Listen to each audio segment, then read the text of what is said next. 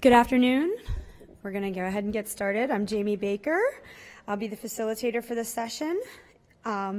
Just a following announcements as we wrap up the conference. The exhibit hall is open until 1 today. Actually, it's closed at this point. Sorry about that.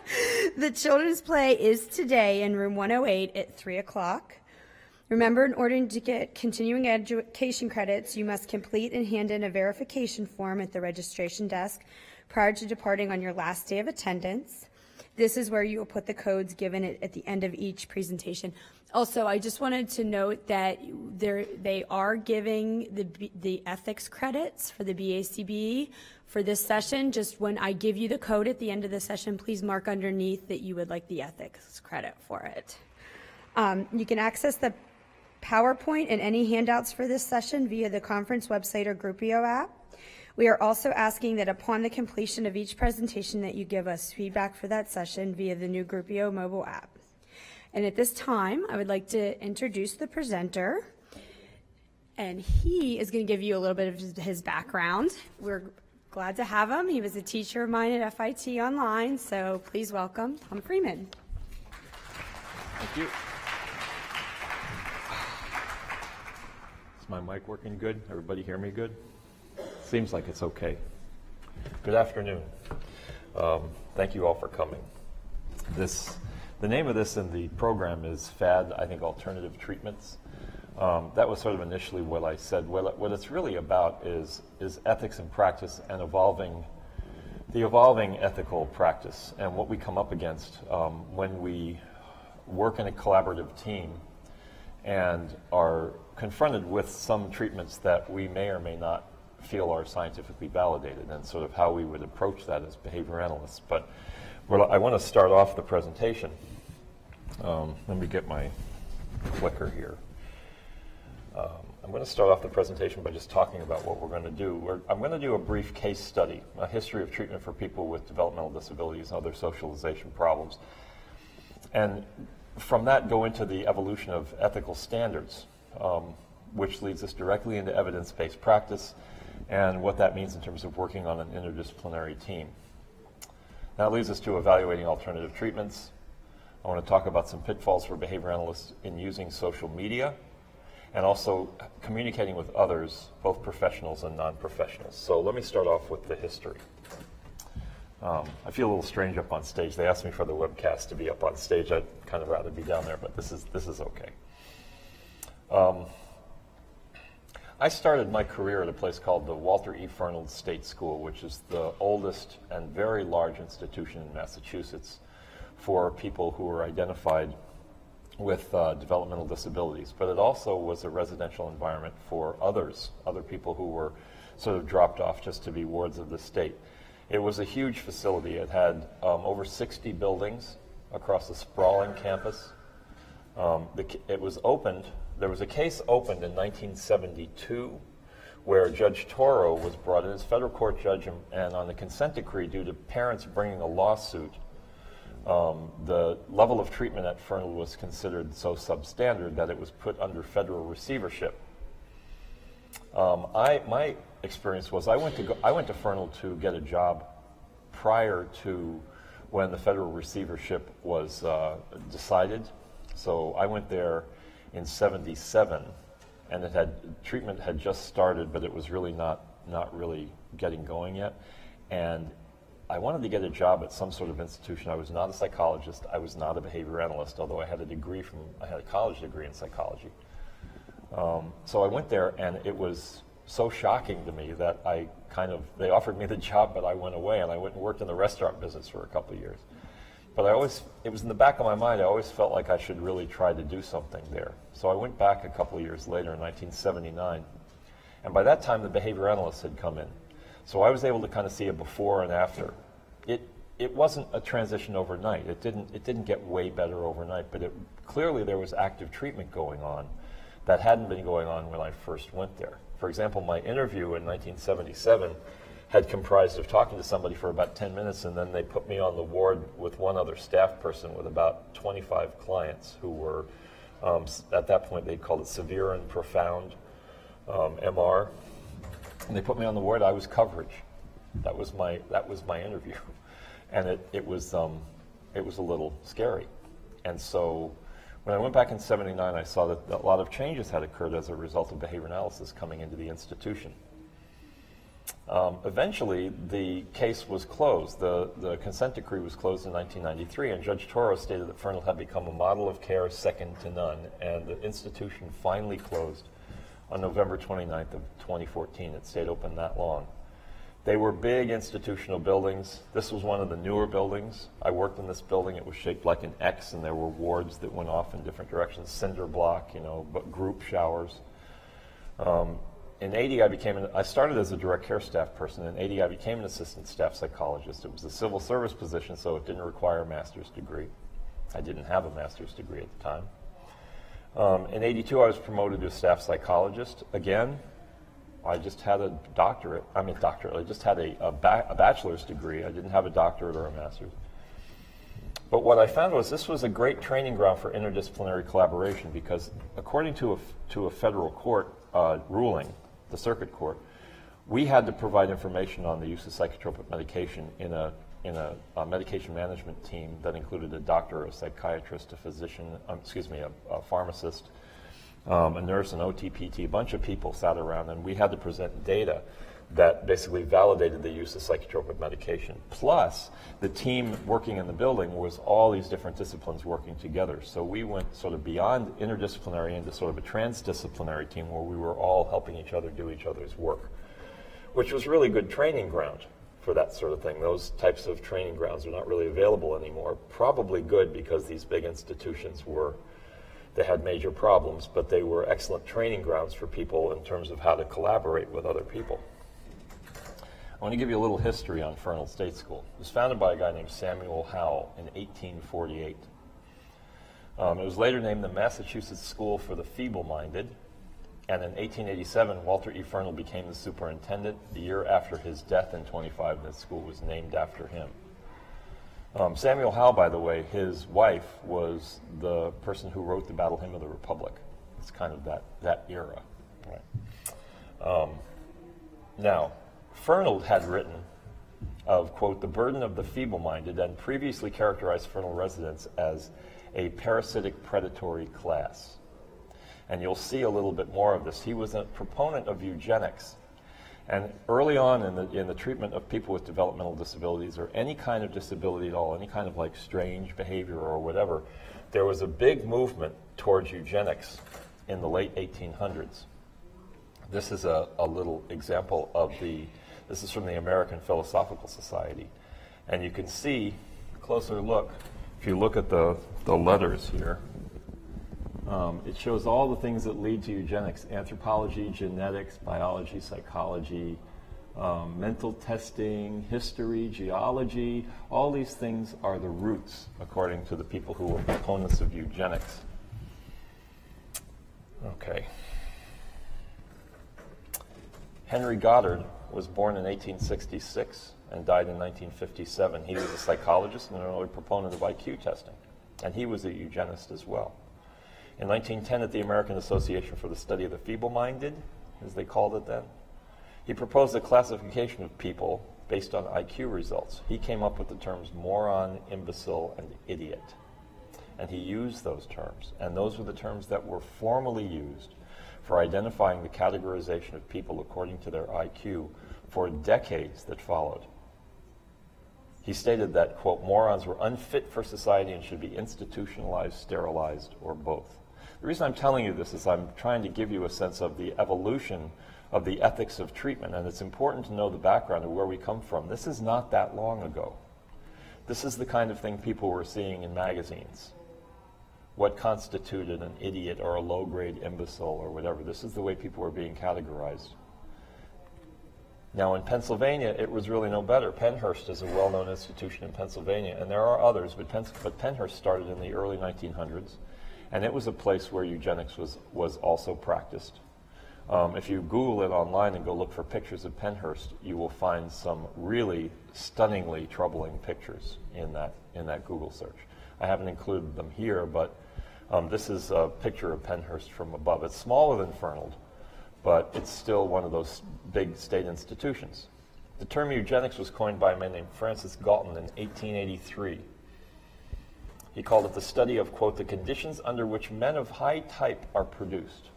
And that's from Galton's work, Human Faculty, that was published originally in 1883 and has been republished in 2004. Oliver Wendell Holmes, who's a Supreme Court justice, who a lot of people think of Holmes as being like a great man, and in a sense he was. But in 1927, in his decision on Buck v. Bell, he upheld the forced sterilization of Claire Buck, an 18-year-old woman who was living in a Virginia institution at the time. His statement was, 3 generations of imbeciles are enough. And in his formal Supreme Court decision, it reads, it is better for all the world if instead of waiting to execute degenerate offspring for crime or to let them starve for their imbecility, society can prevent those who are manifestly unfit for continuing their kind. Holmes is considered one of the bright lights in the history of the Supreme Court. Following this ruling, well over 50,000 people were given forced sterilization in the United States. Holmes' words, by the way, came up during the Nazi war criminal trials in Nuremberg, that they were used, and the laws that resulted as a result of Holmes' ruling were used by the Nazis as their inspiration. I don't know how many of you know that, but this came up during the Nuremberg trials. In Skinner v. State of Oklahoma in 1947, Oklahoma had a habitual criminal sterilization act of 1935, and a man named Jack Skinner, interestingly enough, it's not Skinner, but it's a different Skinner. He was convicted first of stealing chickens, and then when he got out of prison, he did an armed robbery, then he did another armed robbery, and they said, we're going to sterilize you. So the case went to the Oklahoma court, and the punitive sterilization was ended in 1947 in Oklahoma. The last eugenics law to be terminated in the United States, Oregon's eugenics law, was passed in 1917, and the Board of Eugenics was abolished in, any guesses? 1983, within many of our lifetimes. And what that says at the bottom there is between 1987, this is from the Portland Oregonian, between 187 and 688, a nonprofit contractor in Portland shredded hundreds of documents on the board's work. Their final 20 years of meeting minutes were destroyed, but copies of the minutes from nearly 2,000 earlier meetings detailed orders for castrations and ovaries removed from people for whom, quote, procreation would produce children with an inherited tendency to feeble-mindedness, insanity, epilepsy, criminality, or degeneracy. That was published at the Portland Oregonian in 2002. So they tried to erase the records, the most recent records, but they kept the records from about prior to 1963, going backwards. Let me go back to Fernald. In Fernald, they used to have something called the boys' dorm. It became North Building. By the time I worked there, in fact, that's the building where I had my first interview, where I had the interview where they put me on the ward to do my job interview as coverage. But there you see it's kind of sitting there all by itself with one building in the back. Those are a couple of the early buildings at Fernald. They had something called the boys' dorm. This is what the dormitory life looked like in those days. This is a picture from when you Google search Fernald. Another picture from Google searching Fernald. They decided to have something called a science club to give the more well-behaved boys something to do, an appropriate activity. And so in the late 40s, they had this science club, and wow, you can participate in science, and there are Harvard and MIT scientists that come in, and you're going to get to go to Fenway Park, and you're going to get these special snacks and do all these extra activities. And the Harvard and MIT scientists were going to conduct a couple of experiments on the absorption of nutrients in human beings. They wanted to look at how is iron absorbed and how is calcium absorbed. By the way, this all came out as a result of Freedom of Information Act release of records by Hazel O'Leary during the Clinton administration. She was the head of the Department of Energy. And when this came out, there was a firestorm of controversy because experiment number 1, adolescent boys received iron supplement shots. There were 17 subjects. Experiment number 2, the iron-enriched cereal and calcium-enriched milk was given to 57 subjects. Experiment number 1, the iron supplement shots contained radioisotopes of iron. Experiment number 2, the calcium-enriched milk contained radioactive calcium. These children were fed radioactive materials without their knowledge. The dependent variable in the research was radiation levels in stool and blood samples. The experimenters later claimed that the maximum exposure was 330 millirems, and they said it's just equal to year of background radiation in Denver. But at the time, they didn't really know a whole lot. This is in the late 40s, and they were still trying to determine the effect of radiation on human tissue. This is a 1995 edition of MIT Tech, the school newspaper of MIT. Institute charged infernal radiation experiment lawsuit. This is the actual study. The study came out. The people who presented the study were not trying to hide this. This came out in the Journal of Clinical Investigation in 1956. This is a closer view of it. I've since looked it up and read it. They were quite open about this. Here was the characteristic of consent. M.J. Farrell, there was later a building named after Farrell called Farrell Hall at Fernald.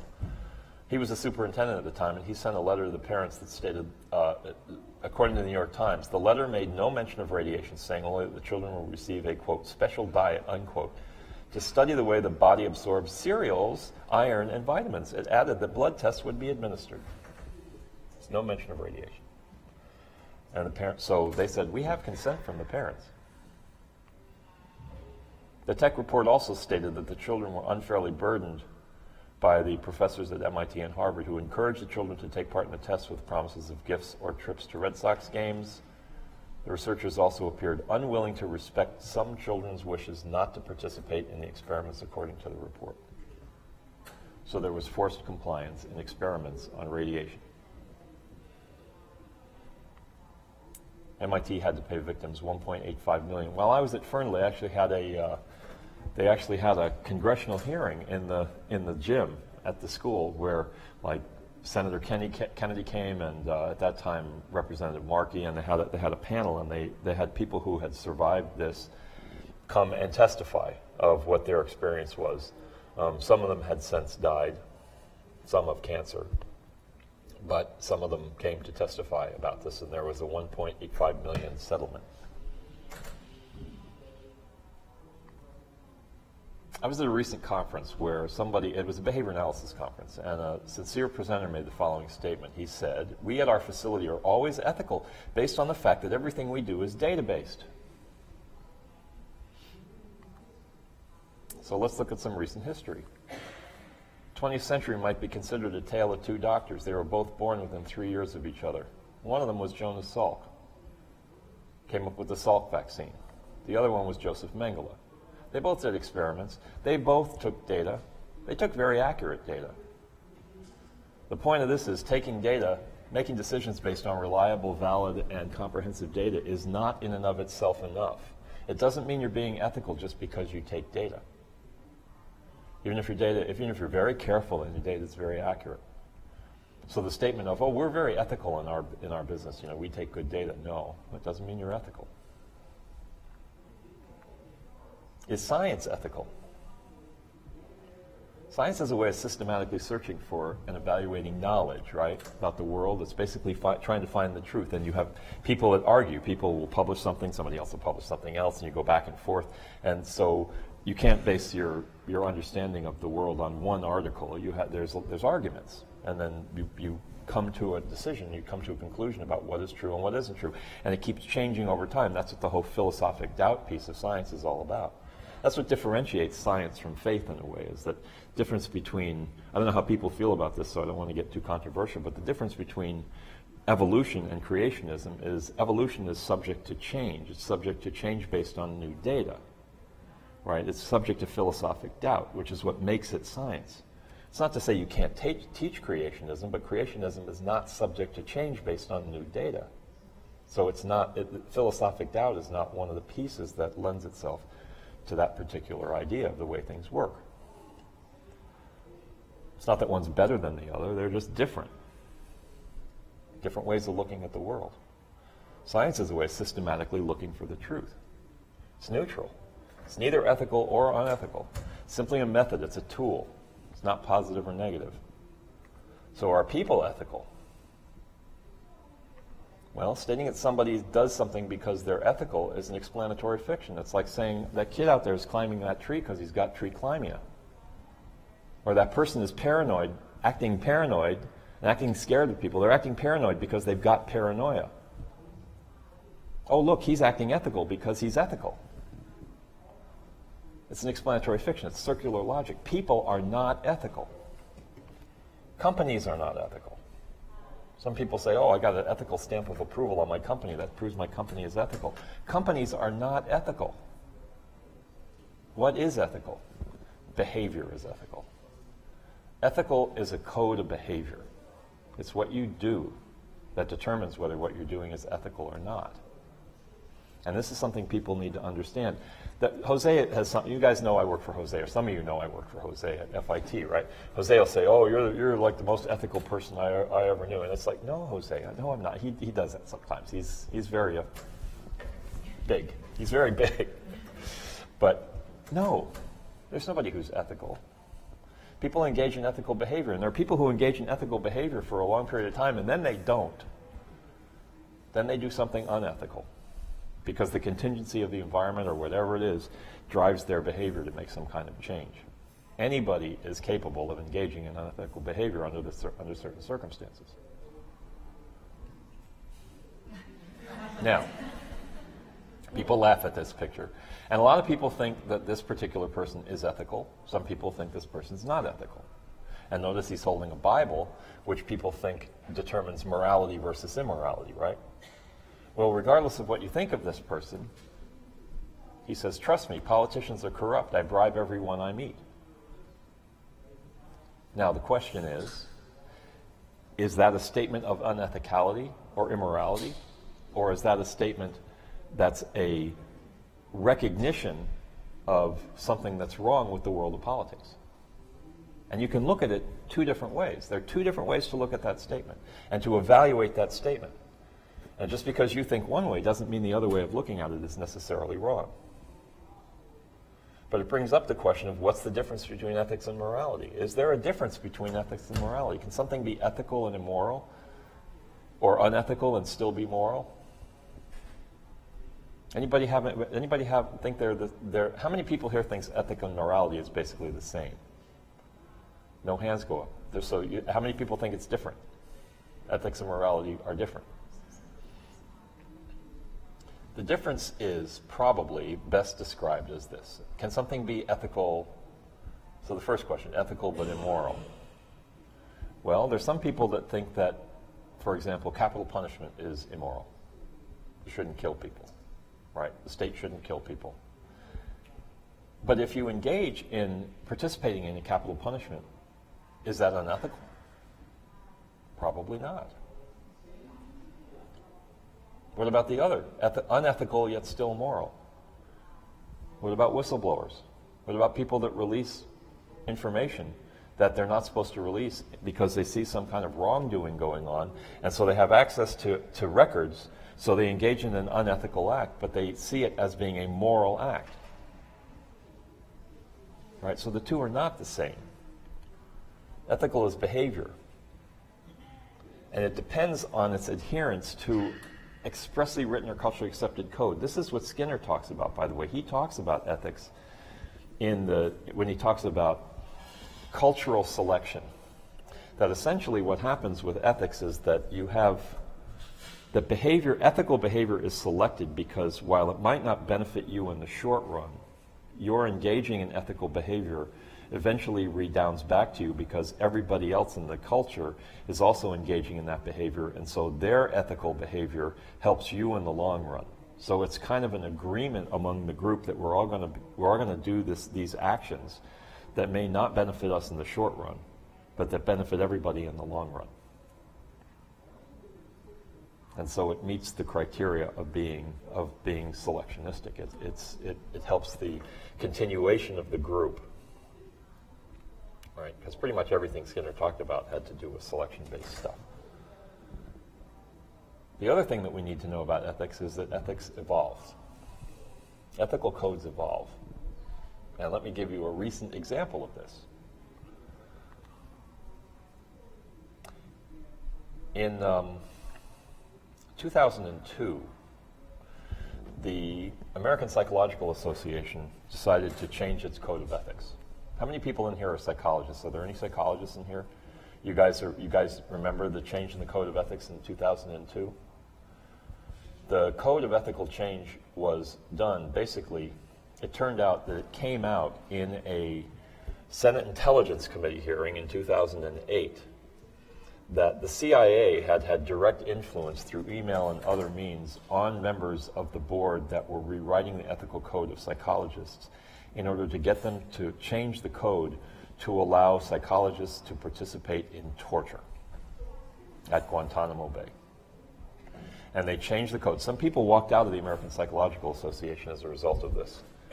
A big report came out. That's what this cover sheet is. It reads, and that's closer in, but what it says is, it's called the Hoffman Report. It was released just a few years ago, a couple of years ago. Report to the Special Committee of the Board of Directors of the American Psychological Association. An independent review relating to the APA Ethics Guideline, National Security Interrogations, and Torture. The APA basically, they sponsored this review, this study. It's over 500 pages long, and it shows they have the emails, they have all the evidence, and they say basically the code, the American Psychological Association's code was changed in order to allow for what previously would have been considered unethical behavior. It has since been changed back. It's been fixed in a new version of the code that was put out in 2010. But it took until just a couple of years ago for the Hoffman Report to come out. What this tells you is that ethical codes evolve. And that's one of the first points I want to get through in this talk. How many people are behavior analysts again? So about a little over half the crowd. You know, our guidelines just changed, and we now have an ethical code, right? The thing to keep in mind as a professional behavior analyst is that you have a responsibility to help participate in the ever-evolving code of ethics. I've had people come up to me, I can't tell you how many times, and complain about certain aspects of the changes that were made in the code, from the guidelines to the code, and saying this is not realistic. This doesn't comport with our experience in the field. Now, whether or not that's true, whether or not I agree with them, is not the point. The point is that we as professionals have a responsibility to make our feelings known about things in the ethical code that may require some change or modification. Right? Just as an example, I'll give you the example of receiving gifts. The code says behavior analysts can't receive any gifts, and I've been in presentations where people have actually said, you cannot accept a glass of water from a client when you go into their home. Right. Now, there are some people whose homes you go into where culturally it's almost required for them to give you a glass of tea, a cup of tea, or a cup of espresso. I mean, I work in Florida, the heavily influenced Cuban culture, where you're given like a cup of something. It would hurt the clinical relationship for you to refuse. What if a little kid goes to school and draws a picture for you, or makes a little figurine for you out of clay at school as a present for Christmas because you've been working with them, and the kid is really excited and comes over to you and presents you with this thing when you come to do your December 18th meeting before the holiday break? Are you supposed to say, that's really nice, but I can't accept it, it really violates my ethics code? What does that do to that kid? What clinical effect does that have? This brings up the idea that when you look at ethics, there are two strains in ethics. Right? There's the strain of, it's essentially the letter of the law versus the spirit of the law. It's, what does the letter of the law say, and you should follow that? Deontological, they call it. And then what is the spirit of the law, and what does that say? And that's more of a utilitarian approach. The two are both necessary. They both need to combine. They in the same way in the law, you've got the letter of the law and the spirit of the law, the interpretation. Not every instance meets what the letter of the law says. By the way, I am not encouraging people to violate the code here. What I'm encouraging you to do is to give feedback to the professional discipline about the code. And if you were to say accept a gift, be willing to be reported and to defend yourself on the grounds of what serves the clinical need of the case, what is in the best interest of the client. You're not accepting a gift because you want to enrich yourself. What serves the clinical need of the client? Now, clearly, if people say, "Well, we'd like you to go with us on a cruise to Acapulco," and well, that's setting up a pretty nasty multiple relationship, and you don't really want to get into that. Or somebody wants to give you like a diamond bracelet. I'm sorry, I really can't accept that. But there are certain times when the clinical needs of the case might require you to say, "Sure, thanks." Now, I could probably get in trouble for saying this. Somebody could probably report me, and you can go ahead because I'm willing to defend this. And there are a lot of people that are willing to defend this. But what I'm trying to get across here is our code can evolve. It's not set in stone. There's no ethical code that's set in stone. There are a set of rules that are created by a group within a social structure that define the rules of what people should do, as opposed to morals, which are individual ideas of what you think are right and wrong, based on your religious upbringing, based on your family upbringing, based on whatever it is that tells you what's right and wrong. Those are your moral principles. But the ethical code is defined by an external group that tells you what rules do you have to follow. And you can have influence on that. And you should have influence on that. Okay. One of the things this brings up is how do we work together with other people? And I want to talk about this. In a recent survey by Kelly and Tinkani, and you'll have all the references, by the way, at the end of this. Recent survey, 62% of people reported daily collaboration with other professionals. 23 weekly, 10 biweekly. 67% reported never having taken any course on collaboration in the title of the course or the course description. Luckily at FIT, we have one unit that talks about working with other people, but we really need training in this. There's research on collaboration. Collaboration leads to improved consumer outcomes. It leads to improved educational outcomes, helping clients meet their goals. There's research on team collaboration that has a positive effect on the clinical situation. Us working as behavior analysts out in the open because, we have all the answers. Us behavior analysts, we know everything and we have all the answers of everything, so we don't really need anybody else. All those other people, they're wrong. Their whole view of the world is wrong. That's really not very collaborative, folks. That's really not, it's not very helpful. Behavior analysts have to learn how to get along well with other people. Even if you're absolutely sure you're right about something, you have to learn how to reserve that sense of things a little bit. I've certainly learned that being married. It's a give and take. If you want to have a productive collaboration, you've got to be able to say, well, okay, maybe I'm willing to learn here. I'm willing to learn some new things. This 2017 paper talks about how medical professionals follow their own code, their own professional code, and other professionals do as well. Effective coordination between the disciplines can only occur if communication among all the treatment team members remains clear, frequent, and especially regarding treatment and medication regimes, which we just talked about in another talk I just did, that there has to be coordination. But the point of this is we have to respect other people's codes. That's another code in the behavior analysis code.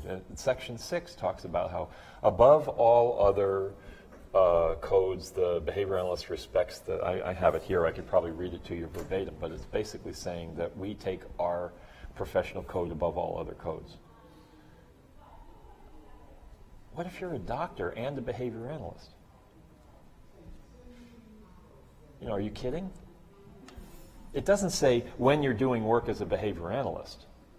It's a flat out statement. So that needs some alteration. That needs, if you're a doctor, you're following a code that you have to follow. When you're doing your behavior analytic work, yes, you follow the behavior analysis code, but I mean, why do they call them ethical dilemmas? Why is there ethics anyway? Ethical dilemmas means that you have two competing things where there's right and wrong involved in both, and you have to make a decision which is better. It's not black and white. They're ethical dilemmas. That's the whole point. That's why working with your colleagues, when Linda LeBlanc talks about creating a culture of ethics, right? And then they talk about this in the code. That's what that's about. It's having people that you can talk to, having colleagues you can consult with, talk this stuff out, figure out what's the best way to go here. It's very important. It's very important to openly discuss this stuff and discuss it before the fact. You want this to be antecedent interventions, not consequating interventions. You want to discuss ethical quandaries before the fact, things that you've come up against, and then talk about, well, what if this happens? Well, what if this happens? You want to talk some of this stuff out. Skinner has something to say on this collaboration. He says, roughly speaking, cooperative arrangements are productive. Things are done which would not be done otherwise. New ways of doing things may be discovered as contingencies interlock and are mutually altered. Skinner has a way of saying things that, it's kind of like Jack Michael sometimes. It's a little thick, but basically what he's saying is collaboration works. All right? We have related code elements on this. Boundaries of competence. It says behavior analysts provide services, teach or conduct research. And it says only after undertaking appropriate training, supervision, and or consultation from persons who are competent in those areas. The code encourages us to collaborate. Behavior analysts arrange for appropriate consultations and referrals. Hello? We're supposed to be able to explain behavioral concepts in non-technical language. Keep away from jargon. We should be able to explain it in non-mentalistic terms, but we should be able to do it without jargon. And we provide behavior analytic service in collaboration with others who support and provide the services to one clients. It's again and again in the code. Here again, this is a related 4th edition task. Practice within one's limits of professional competence and obtain consultation. It's another one. Identify the contingencies governing the behavior of those responsible for carrying out behavior change procedures and design interventions accordingly. So you've got to work with other people. Establish support with indirect consumers. Indirect consumers of your services are the people, but the people around the person who's receiving the services. Again and again, this comes up. So that brings us to interdisciplinary teams. These are groups of individuals who are professionals who interact and coordinate services for an individual, and typically there's a case manager, if you're lucky. Now, this is not always the case. I know a lot of people out there may be working with their child, and they don't really have an interdisciplinary team. They're trying to create an interdisciplinary team, but it's hard given the way that the funding works. But the most effective way of providing treatment is to get multiple disciplines involved, if you possibly can, and get them talking to each other. And as I said earlier in the talk that I gave, if you're a behavior analyst and you're working with a psychiatrist or with a doctor who's prescribing medication, you may not be able to bill for attending the medication management meetings, but you have to attend if you possibly can. If the family will let you be there, right, and you get a clearance, you get a release of information that allows you to talk to the doctor, and the family tells the doctor they really want you there, and you can be in that meeting, you can start to participate. And there are ways to do that, but that's a different talk. A couple of good resources for talking about interdisciplinary teams is a paper by Piles. That's 1997. It's kind of old, but it's really, if you're working in any kind of a group situation where there are multiple disciplines in that group, this is a really good paper about interdisciplinary work. And then Nankarau, which is outside the realm of behavior analysis, but it's Human Resources for Health, was the journal that this was in. And it talks about 10 characteristics of a good interdisciplinary team. Clearly, good leadership and management. There has to be a clear leader of the team. In the case of working with families, probably the parents would probably be the leader of the team unless they wanted to, defer that to somebody else, and that would be the parents' decision as to who would be the leader of the team, unless you were working in like an institutional environment, which they're getting less and less. There needs to be good communication. I'm not going to go through all these in detail, but Personal rewards training and development, in other words, the interdisciplinary team have to work with each other and help train each other in their own disciplines. They have to be willing to talk about their own disciplines among themselves. They have to provide resources, right? Structures that have to be like, where are we going to meet? Are there going to be times? Do we have, you have to provide the resources for the team to be able to thrive. There have to be different skills, appropriate skill mix. A climate where what everybody says is valued, where like it's not one person saying, well, that's stupid, and if there's one person dominating the interdisciplinary team, that's not really interdisciplinary. That's not good. And then individual characteristics talks about the needs of the people who are on the team. They need to have knowledge and experience, clarity of vision. Why are you there? What's the goal of what you're trying to do? Looking at the quality, identifying what the outcomes of care are supposed to be, and respecting others' roles. Now I want to look particularly at the quality and outcomes of care piece. It says client-centered, outcomes and satisfaction, encouraging feedback, recording evidence of effectiveness of care and using that as part of the feedback cycle. Recording evidence of effectiveness of care. Like, who's better equipped to do that than the behavior analyst? You are a key participant in the team, because you bring data to the table. And people really thrive on data once they start to realize how useful it is. It takes a little while sometimes, but people will start to really look for data. We have a specific responsibility here, and this goes back to the code. Reliance on scientific knowledge. I'm going to read this whole one because it's important. Behavior analysts rely on professionally derived knowledge based on science and behavior analysis when making scientific or professional judgments in human service provision, or when engaging in scholarly or professional endeavors. This leads us to the whole big area of a good part of what this talk will be about is evidence-based practice. The term evidence-based practice has come out. It's come up. People are talking about it all the time. It comes up all the time. Does this just mean effective and based in good research? I mean, behavior analysis has plenty of that. Who here has heard of project follow-through? Anybody here project follow-through? Just a smattering of people. This is something that it would be really good for you to know about. You can go look it up. Started in 1967. And what it found was it was the following graphs taken from the journal, the Association of Direct Instruction. But it was really a study on what are the most effective school practices. And it was a huge study, and it went on for a long time. It went on for years and years. It was a longitudinal study. This is what they found. You can't see that graph very well, but that top line, anything to the, let's see, anything to this side means there was positive impact on the child's education. Anything to this side means there was negative impact on the child's education, and it's done by various categories. The first one is direct instruction, the second behavior analysis, the third is Southwest Lab, parent education, and so on. And the only two that really had a lot of positive impact were direct instruction and behavior analysis. And behavior analysis had less in some areas, and I'll talk about that in a minute. These are individual graphs. Direct instruction, parent education. The fourth arrow up there, this is direct instruction and behavior analysis in reading. This is direct instruction in math.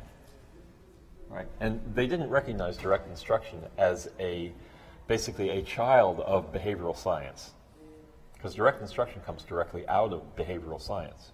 It's in a sense a part of behavior analysis. Here you have spelling, direct instruction, behavior analysis. They all showed, a lot of them showed some improvement. And here is language. Direct instruction was the one that really was the most effective. But keep in mind, this was before the analysis of verbal behavior became a big component of the world of ABA. This is before people started using Skinner's analysis of verbal behavior. So all that stuff, the VB map and everything, it's not included in this.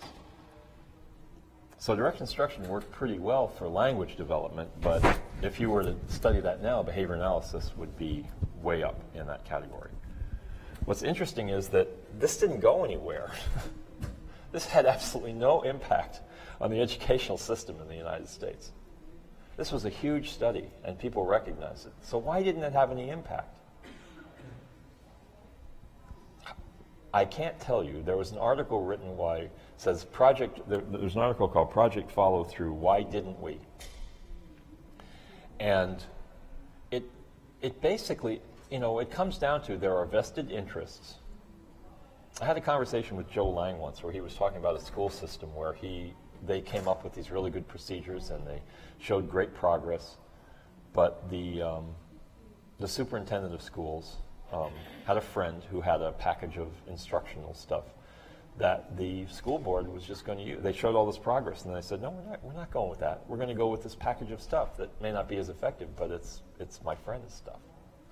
There are political things. There are, parents have a huge impact on this kind of thing, and that's why coming to conferences like this is really good, because the more educated you get about what's out there and what works, the more well-armed you are going to be in terms of making the case for this is what we need in the system. This is how the system needs to change. There was no lobbying group that could really push for this, right?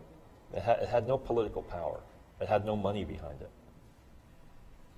And there are definitely vested interests that have money behind them that push for things that get what they want. I showed this graph earlier. What I'm doing here now is showing you basically the evidence, some of the evidence base of the practice of behavior analysis. And in this one, this is by Fraser, that showed a comparison of medication and applied behavior analysis. And it was a real comparison. Looking at antipsychotic medication, what I'm going to do is I broke this graph down so we can look at it the way a behavior analyst would look at it. We can look at baseline, and then we can look at treatment. They didn't do this in the original graph, but let's take a look at what this shows us. What this says over here is absent and present. What that means, unlike all the other studies that I was able to find, is absent means the drug was absent, and here the drug was present. But in both cases, behavioral ABA was implemented here. The phase change was the implementation of behavior analysis procedures. So here you have the drug is absent. Here's what happens to when there's no drug, here's what happens to the target behavior for reduction when only behavior analysis procedures are implemented. Here you have when the drug is present, behavior is a little lower when the drug is present in baseline, but when it's present with behavior analysis, this is drug and behavior analysis procedures, it goes lower. So the result of this article is saying, well, the most effective is behavior analysis and drugs, right? That's the most effective. But what they found before this, we'll look at the graphs before this, look at these two graphs. Here, this is without drugs. So when we're talking about mood stabilizers, it's actually behavior analysis is more effective than alone, is more effective than ABA and drugs.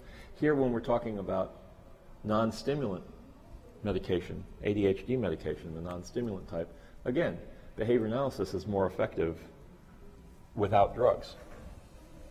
But the antipsychotic drugs, the ones that are approved for use in ASD, Risperdal and Abilify, seem to potentiate the behavior analysis somewhat, the effectiveness of behavior analysis. But notice that in either case, as soon as behavior analysis is implemented, the behavior improves dramatically. This is one of the only research articles of its type. We need more research articles like this. We need replicating studies of this to start making this case. So this would be a study, if anybody does research out there, I'd have them please take a look at this and let's try to replicate this. That's their conclusion.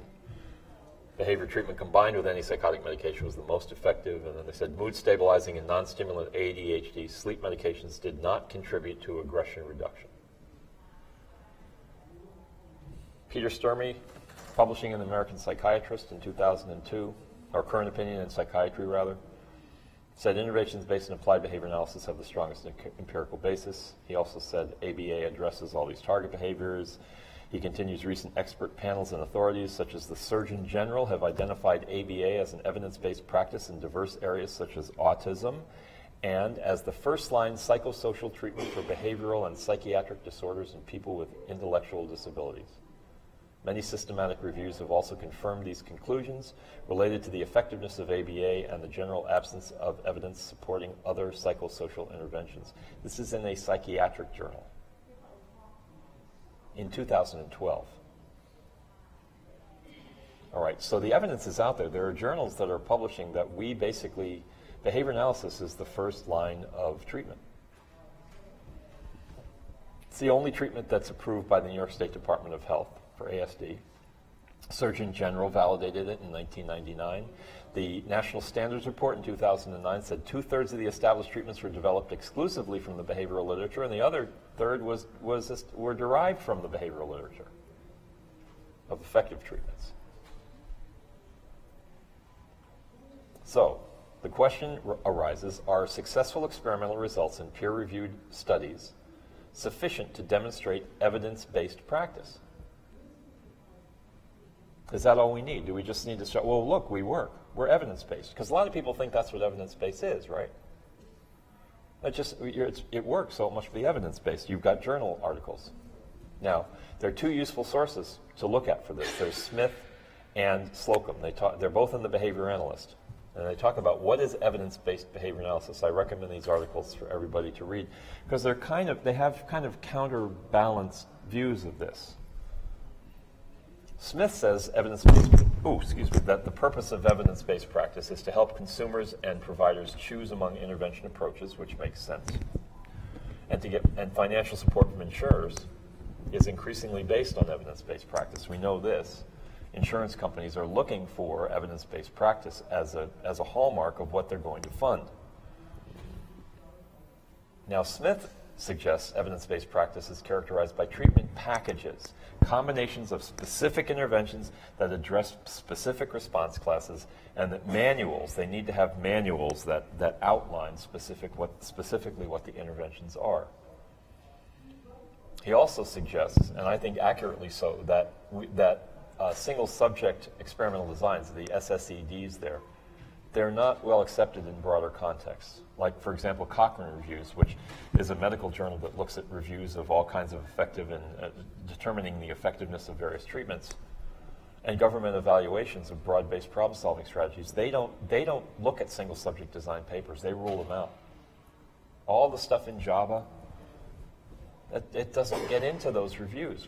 All of the stuff that we're publishing, this is one of the reasons that we're remaining marginalized, is because the nature of the way we do what we do is marginalizing our practice from being taken into the mainstream, because it's not being reviewed. All right? We have to look at beginning to use basically randomized controlled trials and group designs. It's sort of against our nature, right? As behavior analysts, we're very individualized. It's one of the things that makes behavior analysis what I consider to be the most humanitarian of all of these practices, because we look at we don't ascribe a person to a particular diagnostic category and say, oh, you're schizophrenic and so you do this, or we look at the individual and what's operating in that individual's environment, and what is it that person is trying to get. Let's teach them a way to get that in a way where nobody gets hurt. Right? That's kind of the core of what we do. We're trying to teach people how to become more effective at getting what they want.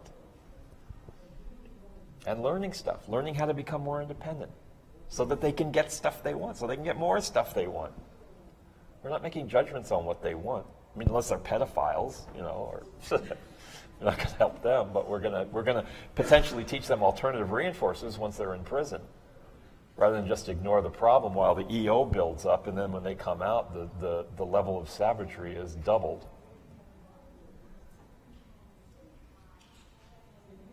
Behavior analysts are trying to solve these problems by helping people get what they want. So we have to find a way to start looking at random control trials. I don't know how we're going to do it. I'm not in a position in the field to be able to do much of this. I can talk, I may be able, I can talk to Hosea, I'm at FIT, but I can talk to people about it anyway, which is what I'm starting to do. And this is in the literature. It's starting to arise in the literature that this is a need for our field. Now, as I just showed, Smith has a lot of really good points about evidence-based practice, but he overemphasizes the one part, empirically supported treatments, known as ESTs, and underemphasizes other components. And that definition does not align with other disciplines' view of what is evidence-based practice. Here are their definitions. The American Psychological Association defines evidence-based practice as the integration of best available research, yes, with clinical expertise in the context of patient characteristics, culture, and preferences. The Institute of Medicine says EBP is the integration of best research evidence with clinical expertise and patient values. Do you notice a common trend there? Evidence-based practice is not just experimentally validated treatments. It's the best available evidence, those are the empirically supported treatments, but it's also contextual factors, such as client values and preferences, and its social validity, basically. Will the treatments be accepted? You may have the best treatment in the world, but if the people are not going to accept it, if they're not going to help implement it, if they're not going to support it, you can't call it evidence-based. And it also has to be based on the training and the clinical expertise of the person doing the work. So evidence-based practice takes in more characteristics than just, oh, we have a lot of research backing what we do. And because we have so much research backing what we do, sometimes behavior analysts have a tendency to, how do I say this, be a little arrogant about our field of endeavor. You know, going in and say, well, look, we have all this research. We have the lock on the truth. Well, what's your expertise? What's your experience? How is this going to play in the environment in which you're going to implement it? Right? You have to take that stuff into account. Now, one of the things that evidence-based practice literature talks about is the quality of the evidence. And they break the quality down on two main categories that lead to quality: relevance and certainty. Now, relevance relates to external validity. Relates, but is not the same thing. External validity is the degree to which your research results apply outside of the research context. That's called external validity. When you do a research project, can you then take the findings of that and apply it someplace else? Does it have external validity? Does it translate into the external environment? Now, in a sense, relevance is kind of the mirror image of that. It's, can you take those research results and apply them to a specific situation? Not to all these situations, but to a specific situation. So that's what they mean by relevance. Certainty relates to internal validity. Remember, internal validity means the degree to which you can be certain that your intervention is the thing that caused the change, which is why we do experimental designs. That's what the withdrawal design is about. The ABA design shows in baseline, the behavior was up here, treatment it was down here, then I go back to a baseline condition, it goes back up here, I go back to treatment condition, it goes down here. That's a withdrawal, otherwise known as reversal design. And that establishes that your treatment is the thing that made the difference. Versus the AB design, which is baseline treatment. Oh, look, the treatment worked. Well, it turned out that right in here, what you didn't put on your graph was that the person went on 10 milligrams of Haldol. So maybe it wasn't your treatment that made the difference. So now you have to withdraw the treatment and see, and then stay down here. It's like, oh, there was something else going on. Let's figure out what that other thing was. So certainty includes, it's based kind of on that idea of you're sure that your treatment is what works, but it's also based on evidence systematic replication, the rigor of the experimental design that came up with that finding. And a lot of times what we find is that experiments that are published in the peer-reviewed literature, even in peer-reviewed literature, sometimes have some methodological problems. And so one of the things that you learn as you learn how to read literature is to look at the methods section to figure out what are the methodological problems here. For example, a lot of research uses scales, rating scales, global rating scales. But global rating scales, if they're rated by an outside person, tend to be subject to confirmation bias. The person who's filling in the scale sees what they want to see, right? Whereas if you just count the numbers, an objective numerical count of how much the behavior is happening gives you a much clearer and more objective view of how much is that behavior occurring, as opposed to it's way worse, it's a little worse, it's about the same, it's a little better, it's way better. Right? And you're having a bad day, and the person screaming that day just really ticks you off, and so you say, it's way worse. But it's actually better than it was yesterday. It's objective versus subjective, right? The global rating scales tend to be subjective. Numerical counts tend to be objective data. So that's where you look for things like methodological problems. Evidence-based practice, therefore, according to Slocum, is not a set of interventions. It's a decision-making framework that allows for the most likely to be effective treatment, a package of interventions, for example, to be provided given the contextual variables in play. Now, keep that in mind, the most likely to be effective.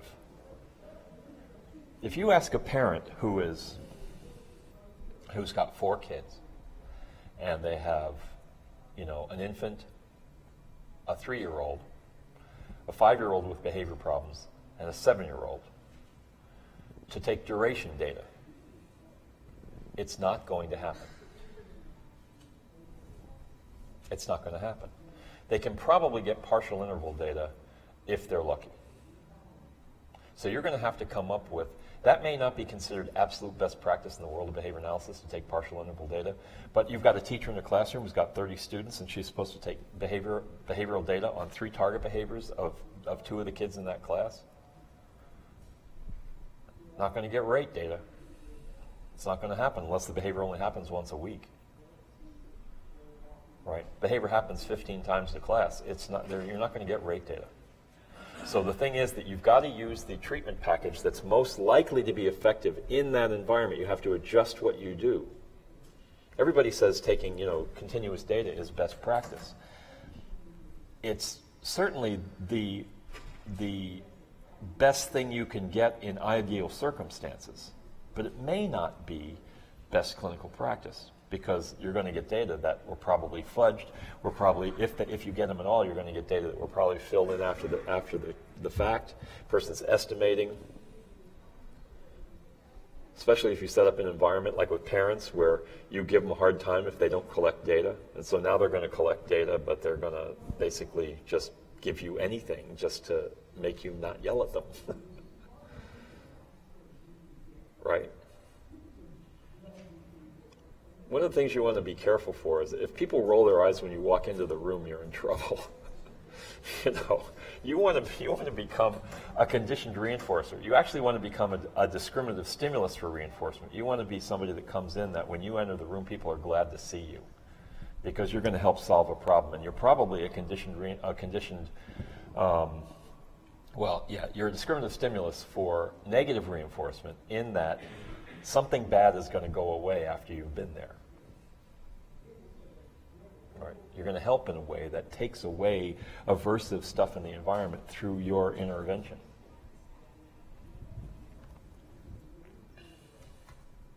Who's a client? The code defines a client as a hierarchy of individuals. Person receiving treatment is at the apex, but many other people have to be considered. If you're going into a classroom and you're providing services to a child, you also the teacher's involved, the other kids in that class are involved, the people who are paying the bills are involved. You've got to take a lot of stuff into account, but the kid is at the apex of that. That child's well-being is your primary concern, but it's not your only concern. So in context, decision-making is necessarily based on a set of values that determine, this is what Slocum says, the goals that are to be pursued and means that are appropriate to achieve them. The effectiveness of an intervention is highly dependent upon the context in which it is implemented. I once had a case where it was a mother and with a couple of kids, and one of the kids was on the spectrum. And this mother had left her house because her ex-husband had gotten out of prison and had threatened to kill them. And she was looking for a place to live and was in a environment, she was in like a shelter. I can't do behavior analysis in that circumstance. What my job as a behavior analyst was to get in touch with the clinical social worker and to try to get that woman some services where she could get in a safe environment and get the types of services that would allow the environment to be stable enough for behavior analysis services to take hold. But me going in there and telling her to take data on her kid would have just been crazy. That's an environment where the context wouldn't have allowed behavior analysis to work. So best practice wouldn't be me going in there and trying to implement a VB map, right? The environment wouldn't have supported that, and it would have just put more pressure on her and made her run away and say, those behavior analysts, they can't do anything. And then in the future, when she had the opportunity to actually get behavior analysis services, she probably wouldn't have gone for them because she would have said, those people are crazy. Evidence-based practice means more than just doing what the research says. It means taking the context into account. Contextual factors. Client values, perspectives, characteristics, preferences, contextual fit, social validity. Let me tell you about Pauline. It's not her real name. When I worked at the state institution in Massachusetts, there was a woman that I worked with for a long time. I had a caseload of 27 women on the third floor of that building that was shaped like an X. 3 of those wards had people living in them, and one of them was an empty ward, which we used for like socialization and OT activities and stuff like that. So one of the people that lived on that ward, who I'll call Pauline, she could not speak language, but she would, she'd say things. Meaning like "Macau, Macau." She'd say various things. She also would strip, completely naked, and she would strip multiple times a day. Now she would strip at the workshop. She would strip in the residence. She would strip when we were on walks. And the only way to get her to stop stripping, it was all for staff attention. It was all to get the staff person to come over and say, honey, put your clothes back on. You know that's not the right thing to do. Any eye contact would maintain this behavior. But if we could get everybody to just absolutely put her on absolute extinction, nothing, no attention, she'd stand there naked for a couple of minutes. She'd be saying stuff, she'd be looking at people trying to get their attention, then she'd get dressed and she'd move on. And she went from stripping like 30 times a day to not stripping at all. And every 6 months or so, she'd strip and we'd have signs up saying, do not look at Pauline when she's naked. It was for the staff because she didn't care about the other clients. Other clients would look at her, she didn't care. It was all about staff. She'd look at people trying to get them to look at her.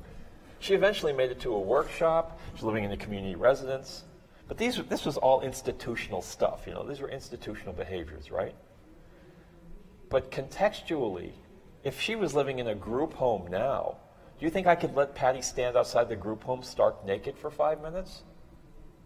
It was the right thing to do there where I'm in an institution that's on this sprawling campus where we've got security and we got staff everywhere and we're able to contain it. We have a staff person hiding behind a tree and keeping an eye on her while she's doing it so she's protected. We had the resources, and it was in kind of a cloistered environment where outside people were not coming in and just driving through campus. They had to go through a security gate, so we had some protection. But after deinstitutionalization, she goes out into the world and she lives in a group home. She walks outside of her group home and she strips. They're going to have to cover her with a blanket and bring her back inside. It's contextual. Now that may cause her behavior to skyrocket, and then they're going to have to figure out what the heck they're going to do.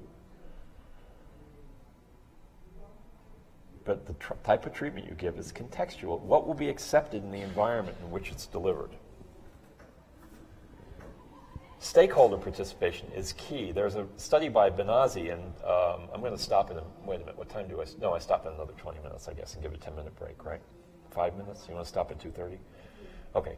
There's a study by Benazzi in 2006. He looked at the effect of stakeholder participation, stakeholder being the people that are around the person, the people have stake in the outcome of this treatment, right? It's the consumer, but it's also their family, it's the other people who are doing stuff.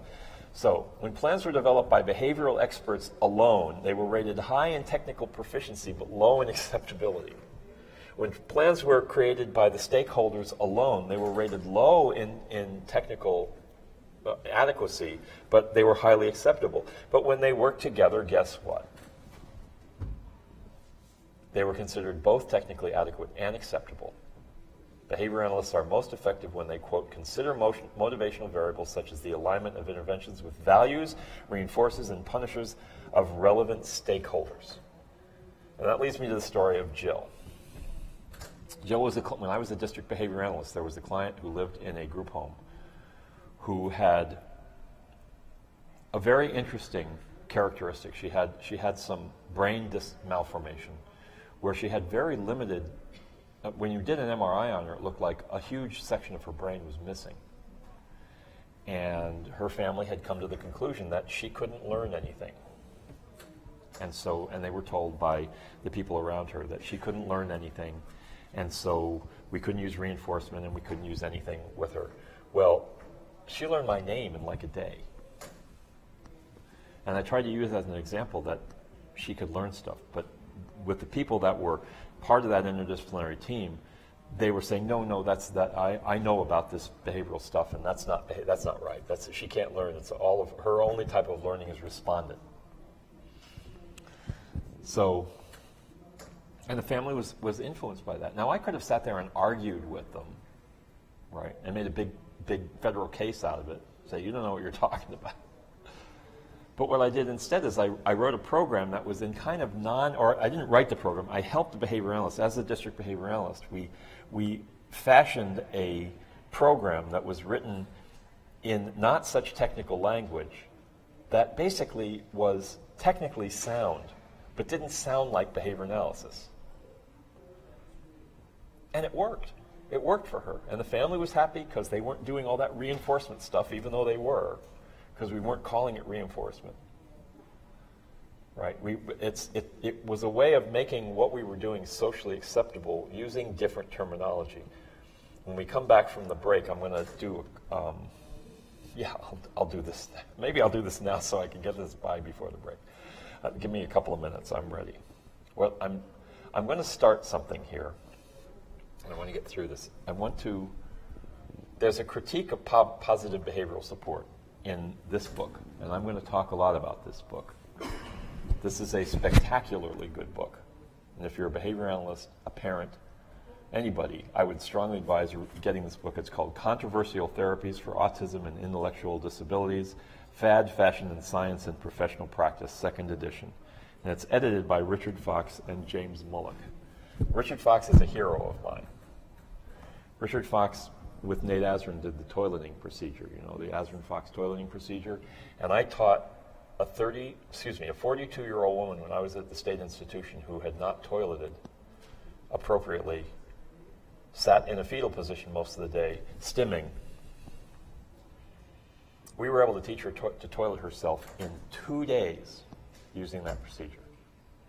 Richard Fox also wrote a paper that I'm going to come back to near the end of the talk today called Translating the Covenant, which I want to bring your attention to, which is a really good paper and something that you should probably read. Because it talks about how behavior analysts talk about behavior analysis and how we get ourselves into trouble. But in their critique of PBS, in this book, they say the following thing: what science does, it lets no assertion or fact go unchecked. It's the essence of the success of science in understanding and controlling the material processes we find in nature.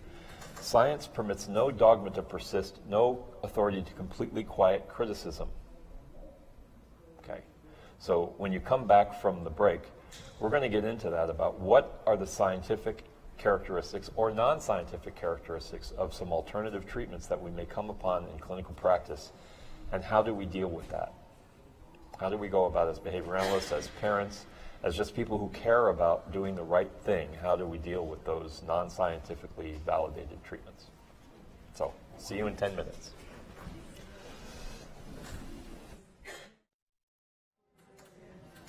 All right. Well, while people are making their way back in, I think we're going to probably lose some of the crowd because of the kids' play that starts at 3. So people will probably be leaving, but I'm just going to go ahead and get started as people come in. And if you need to get up during the middle and go use the restroom or whatever, please feel free, do what you got to do. Okay. So we were just talking about positive behavioral support and Mullock and Butler's critique of positive behavioral support in this book. And I want to make clear at the beginning, I share a lot of the concerns of the people who are positive behavioral support proponents. Who can be against positive behavioral support, You want to support people in the most positive way possible. It does tend to confuse people a little bit with the term positive because it puts the term positive outside of the behavioral context, where in behavior analysis the term positive means added versus negative, which means subtracted or taken away. But there's that. But let's look at what the positive behavioral support proponents say they do. This is from Carr's 2002 article, Positive Behavioral Support, Evolution of Applied Science. The sources of PBS are ABA, the normalization movement, and person-centered values, okay, which all sounds pretty good. You can make arguments as to the benefits of normalization. I've been hearing the term normalization since I started in this field. But when you look at it a little bit more deeply, what does normalization actually mean? What do we mean by making a person normal? Normalization. I understand the goal, and I understand the idea of getting people into the community and being able to be more independent and whatever, but the normalization movement was sometimes characterized by not necessarily providing people with all the treatment options that they might otherwise have. And I'll make a comparison in a minute, because the next one is person-centered planning, and it sounds very humanitarian in its approach. The problem is the moment you add any kind of political or philosophical considerations to any science, your approach becomes biased. What if, for example, you are a member of, there are certain churches, for example, that are against the use of medicine, or against the use of surgery? What if you were against the use of surgery? See, I kind of compare punishment procedures, and I hate the word punishment. I'm going to talk about this in a few minutes, but it's a terrible word. It's got so much baggage that goes along with it. It's a terrible word for us to use, and for us to find ourselves in the position of defending punishment. But the idea is, if you're going to do a procedure that follows a behavior that causes that behavior to decrease in the future, that is defined as punishment. Punishment is defined by its effect. Right? It'd be great to have another word like decelerative, or reductive procedure. But you see, if you're not allowed to use the types of procedures that do that because they are politically not correct, you're taking out a lot of procedures that really, really help people do better. I mean, the world is full of punishment. We are alive because of punishment. If it weren't for punishment, you'd be sticking your hand on hot burners and burning your skin. You'd be grabbing roses all the time and getting injured. You'd be jumping off cliffs. Punishment teaches you, don't do that. Right? As Merrill Winston says in one of his talks, punishment good, it make you not die. And Hanley even found in experimentation that when you offer the choice to certain students of going into an environment where it's only reinforcement here, and it's reinforcement with punishment here, and by punishment I don't mean corporal punishment, I mean a reductive procedure like saying, no, stop. Right? That's punishment if it makes the behavior go down. So if you have an environment where you have only reinforcement versus reinforcement and punishment, some of the students, a good number of them, select the environment where punishment is available. Why would they do that? Because the density of reinforcement is higher because it terminates the ineffective behavior faster. And so they're able to earn reinforcers faster. Right? It actually increases the density of reinforcement. But it's the term punishment that gets in the way. So when you say, oh, punishment is bad, we can't use those things, you're in kind of a biased situation where what are you going to do? What are you going to do when you hit like recalcitrant chronic self-injurious behavior that doesn't respond to star charts and to social reinforcement and to negative reinforcement, and it just doesn't respond? What are you going to do? Just put the person in a helmet for the rest of their life? Or psychotropic medication? I'm not a big advocate of punishment, but the way I look at punishment, it's like surgery. It's literally the behavioral equivalent of surgery. You're not supposed to go around cutting people with a knife. It's not a good thing to do. But in the hands of an expert who's taken all the safety precautions right? Who understands what the side effects potentially are going to be and has taken care, has basically made it so that the surgery is for a very focused reason. It only occurs for a very short time. It's over. You prepare for the aftermath, and then you're done. That's the way punishment is supposed to work. You're not supposed to be timing people out for month after month after month after month, or using response cost procedures over and over and over again. If it doesn't work right away, it's not punishment. So if you take that out of your bag of how you're going to address behaviors that are not otherwise responding to your reinforcement, of course you try reinforcement first. But if philosophically you're saying, oh, this is bad, this is not person-centered, this doesn't lead toward normalization, you may be limiting that person's access to science-based treatment.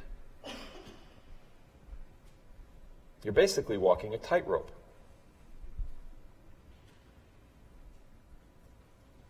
Now, there may be people that want to do positive behavioral support in an environment that you come into.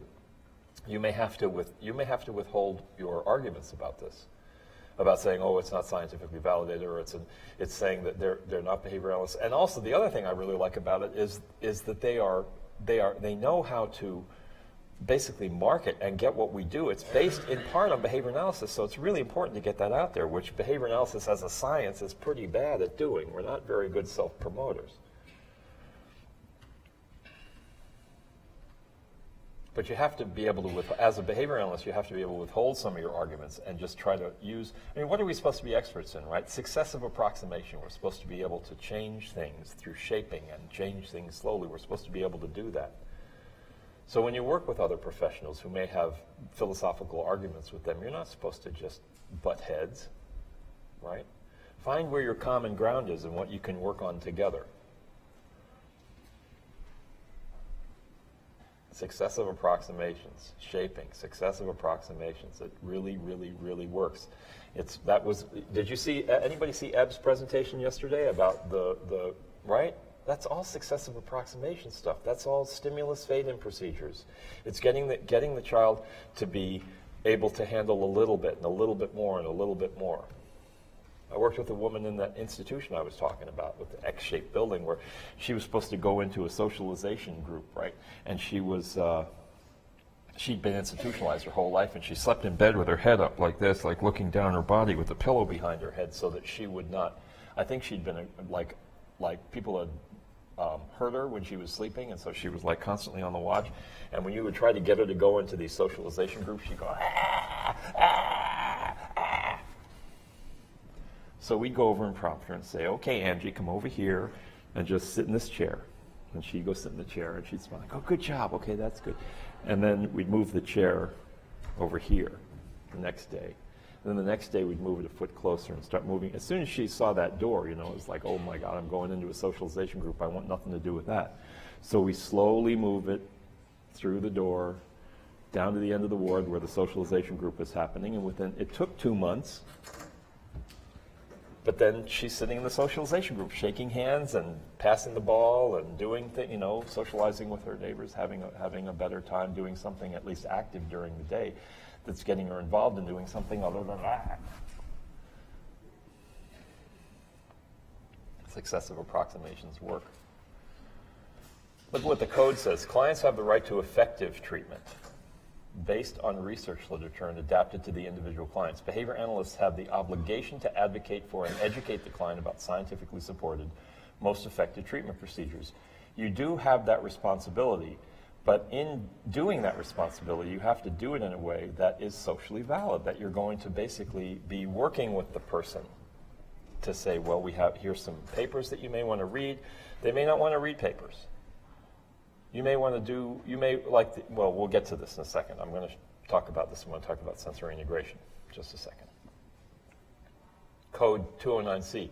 In those instances where more than one scientifically supported treatment has been established, additional factors may be considered in selecting interventions, including, but not limited to, efficiency and cost effectiveness, risks and side effects of interventions, client preference, and practitioner experience and training. This is what we talked about before.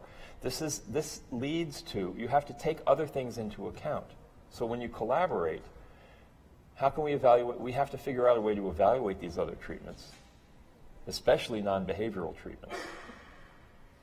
And there are recent articles that suggest how to go about doing this. It's right in the literature. There's literature that tells us what to do. There's two articles in particular. One is by Schreck and Mazur, and Schreck is from the University of Pennsylvania. She's from here. I don't know if she's at this conference, but behavior analysts' use of and belief in treatments for people with autism and behavior interventions. They looked at 469 BCBAs who surveyed and reported the following in terms of encountering other alternative treatments in their practice. They saw sensory integration in 63.3% of their practice. Does that comport with people's experience here? How many people have seen sensory integration out there in their practice? There's a lot of it, right? There's also auditory integration. Anybody seen that? We have 45% auditory integration. Floor time, DIR, 43.1, and facilitated communication continues to rear its ugly head, 32.6. This one is even a little more troubling. Treatments used by the BCBAs. Verbal behavior, good, 70.4%. Floor time, 14.9. SI, 16.4. The behavior analysts are engaging in SI. Now, if you looked at Ebb's presentation yesterday, that may be okay. Because what did he show? He showed that some of these activities, they may not be based in the theoretical underpinning that the SI people say is the underpinning. Oh, it reconditions your sensory modalities in your brain, and there's no way to prove that. It's an unprovable thing because you can't measure that independently. But what he did show is that when you used the activity, the sensory activity, as a consequence for the target behavior went up in frequency. The screaming went up. But when you used it non-contingently, the target behavior went down. So it was functioning as a reinforcer. And by using it non-contingently, you're essentially, potentially, it's an abolishing operation for the value of it as a reinforcer, and so it's going to tend to suppress the behavior, in fact. So if you use sensory integration techniques, and you don't need to question the provider of sensory integration about the philosophical underpinning of what they do. If the consumer likes the activity, great. You can use it as a reinforcer, but you reinforce the right things. And if the person says, well, we have to use it to calm them down after the end, that you see the behavior going up, up, up, up, up, then what you can suggest is, well, why don't we try this? Why don't we do an experimental design where we use it as we're using it now as when the person is agitated, and then let's do a different where we use it where we just provide it non-contingently, not based on agitation, and let's see what effect that has on the behavior, and do a withdrawal design, just the way Ebb did yesterday. And then you're not really challenging the philosophical underpinning of what it is, but you're going to try to prove that if it's used non-contingently versus contingently, it will not make the behavior worse. As a behavior analyst, you have the tools to do that. It was a beautiful presentation that Ebb did yesterday. Because it didn't challenge, it doesn't require you to philosophically challenge people that are doing this. I've been talking to some people from Europe, and they say sensory integration is everywhere. The governments are sponsoring it. It's everywhere. So even if it doesn't have a reliable philosophical underpinning, there's a lot of things that don't have reliable philosophical underpinnings that you can't, it's a hypothetical construct, basically. But it's there. We got to deal with it. It's not a situation where you want to walk out of the case, because you can use it. But there are also 6.4% of the behavior analysts who were surveyed who were using facilitated communication. Now, we know facilitated communication is problematic. I'm going to get to it in a minute. First, I'm going to talk about what Broadhead's article says, maintaining professional relationships in an interdisciplinary setting. What Broadhead does is it's based on the code behavior analysts review and appraise the effects of any treatment about which they are aware that might impact the goals of the behavior change program and have a possible impact. So Broadhead suggests you follow this flow chart. I don't expect you to read this flow chart, but this is the upper half. And what I'm going to show you on the next thing, you see that little down arrow there? I had the temerity, and I will say temerity, to change this flow chart slightly, which is, if you look at it from the top, identification of a non-behavioral treatment. Okay, so you've identified it's non-behavioral. First question you ask, is the client's safety at risk? If yes, you're going to go down to the bottom of the flow chart. We'll get to that. But if the client's safety is not at risk, then no, it's, are you familiar with the treatment? Well, if you're not familiar with the treatment, how can you tell if the client's safety is at risk? So rather than putting a no and a yes there, I said, if you are familiar with the treatment, great. You skip to, is the treatment success possible? Let me get my little pointer here. Okay, so you can skip to, is treatment success possible when translated into behavioral principles? Kind of like sensory integration is. It can help, right? If it's used correctly. If it's used incorrectly, it could potentially make things worse. So yes, okay, but what about the no? Are you familiar with the treatment? No. Familiarize yourself and reassess client safety. Okay. So at this point, it then drops down if treatment success. I think that what should happen at that point is this. When you reassess client safety, what you should go back up here and say, okay, is the client safety at risk? You got to go back up the flow chart because you may say yes, and then you're out of it, and you have to come down to the bottom of the flow chart and intervene. Because if the treatment's going to hurt somebody, you can't just stand by. You have to do something. You have to say something. But if the treatment's not putting the client at risk, you can then go down the chart. So I changed this chart a little bit. I apologize, Dr. Broadhead, but this is what I did. So from above it says, is treatment success possible when translating the behavioral principles? If yes, then you go down to, okay, if treatment success is possible, just go ahead. It's fine. It's not going to hurt the client. You can translate it into behavioral principles. So fine. I don't need to worry about it. It's not going to hurt anybody, and we can use it. But if the treatment success negatively interferes with the goals of the client, yes, then you consult this thing, which I'm going to go over, and then you basically, are the impacts to the client sufficient to justify the possibility of compromising the professional relationship? If no, don't worry about it. But if the potential impacts of this, let's say it's vitamin therapy, right?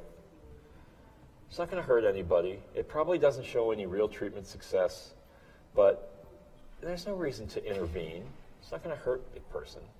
It's probably not going to make the target behaviors of the reason that you're there to provide treatment any worse, but fine. All right, what is the CAPT? The CAPT is known as the Checklist for Analyzing Proposed Treatments, and it outlines 7 domains relating to treatment. It assesses the probability that key components of each domain will be addressed by the non-behavioral treatment.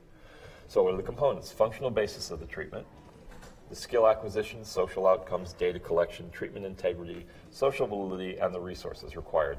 You're going to evaluate the treatment based on this. Because let's say the resources required are massive, and then it's going to suck up everything that client has to be able to pay for. And so this treatment, while not necessarily being effective, it's not going to really hurt anybody, but the person won't be able to do anything else. You need to sit down with them and talk to them about that and advise them, look, as a behavior analyst, I need to just tell you this. But if it's not going to cost a lot, it just depends. It just depends. So you do an evaluation. There's another one by Schreck and Miller. Again, Schreck from Penn State University. How to behave ethically in a world of fads. Now, they give a flow chart as well, which is kind of hard to read. But what I will say, I want to highlight one thing on this chart, and it's this. What that says is, immediately recommend a research, if treatment could cause harm. That's what that says. Immediately recommend a research-supported alternative if treatment could cause harm.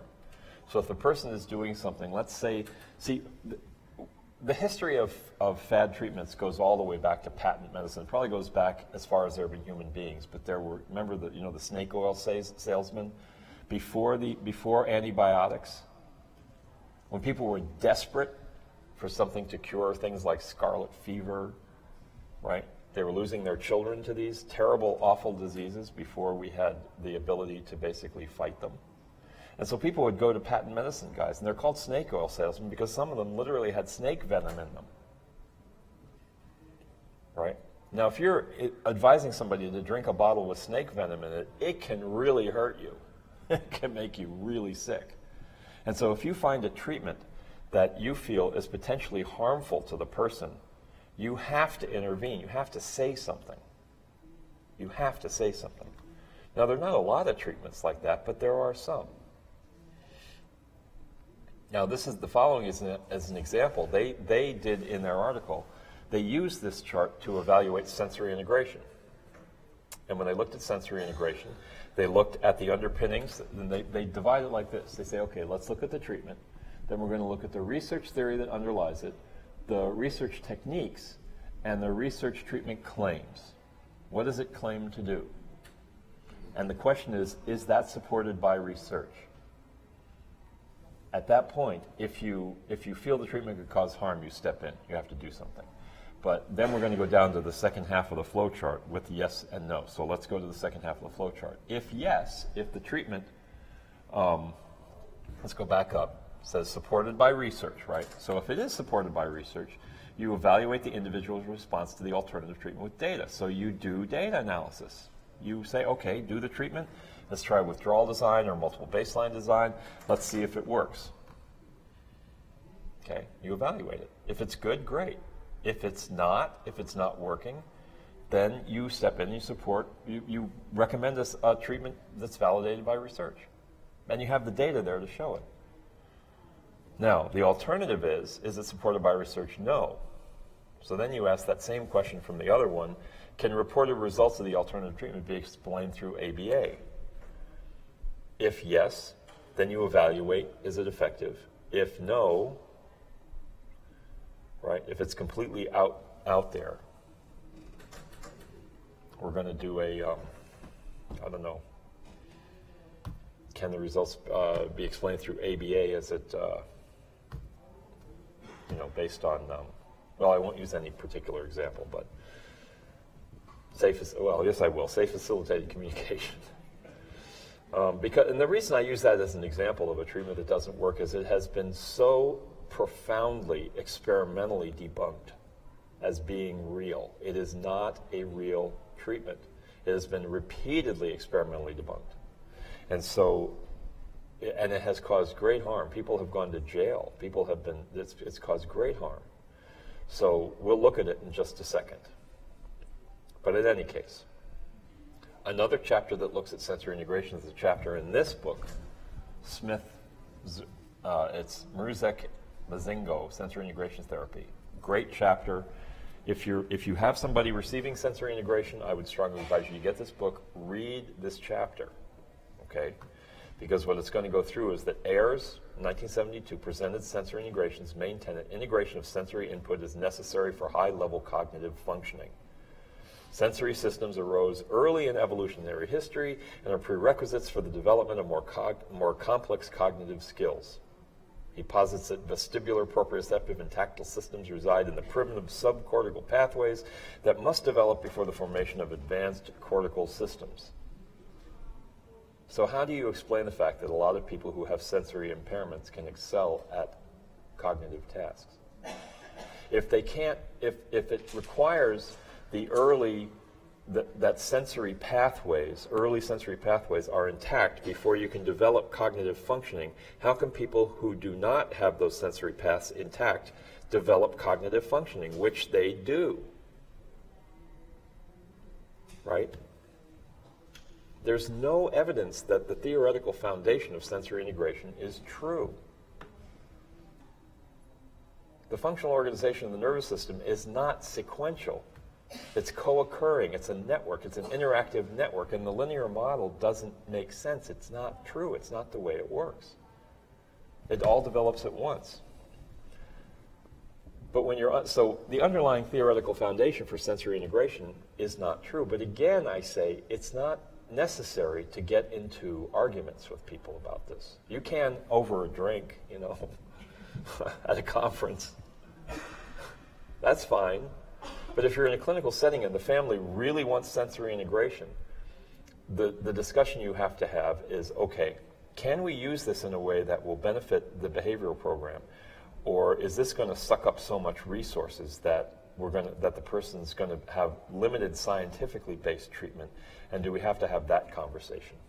And I can't give you the answer to that question. You should try to have that conversation, but again, you have to do it in a socially valid way. You have to do it in a way that you're likely to be accepted, as opposed to be told, get out of here. The claims of SIT, this is the middle part. Enhanced ability to focus in social educational context, reduction of disruptive behavior, improved functioning of the nervous system, gains in high-level cognitive activities, but you can't measure any of this. Well, you can measure the reduction in disruptive behavior. Tactile defensiveness. Tactile defensiveness is often used as an explanation for why a person recoils from touch. That kid out there climbing the tree has tree-climia. That kid that recoils from touch has tactile defensiveness. It's a sensory processing issue. There's no theoretical underpinning for this. Another observed gains can be that activities are fun, so they could be reinforcing. And Ebb talked about this. The activities could provide escape from other things that the person doesn't want to do, and so it's a form of negative reinforcement. Spinning in those spinning things could be punishing, cause nausea. So when you consequate the target behavior with spinning to calm the person down, it actually functions as a form of punishment. So they stop engaging in the target behavior because you're engaging in punishment. There's all kinds of behavioral explanations for how these procedures work that do not require an unsubstantiated theoretical neuroprocessing theory that has no scientific foundation. And if you read this article, you'll see that there's article after article that says there's no articles that support the underpinning theoretical construct under sensory integration. But we can use it. If the kid likes it, why stop the activities? If it seems to be having a positive clinical benefit, why stop it? Right? Your job is to make the kid's life better. Maybe they just like swinging. Great, let's use it. There are two researchers that made conclusions on this. Okay. The commentary, Goldstein's commentary, Interventions to Facilitate Auditory, Visual, and Motor Integration. It's called Show Me the Data. And then Lang has an article on sensory integration in research in autism and spectrum disorders. Here's Goldstein. Can we allow treatments that are too good to be true? Can we allow anecdotal reports, case studies, and uncontrolled experiments to continue to guide the field and families of children with autism? I don't think we can ethically do that. Lang said they looked at 25 studies on sensory integration therapy and sensory diets, most conducted by occupational therapists, mainly in classroom settings, highly mixed results, methodological problems.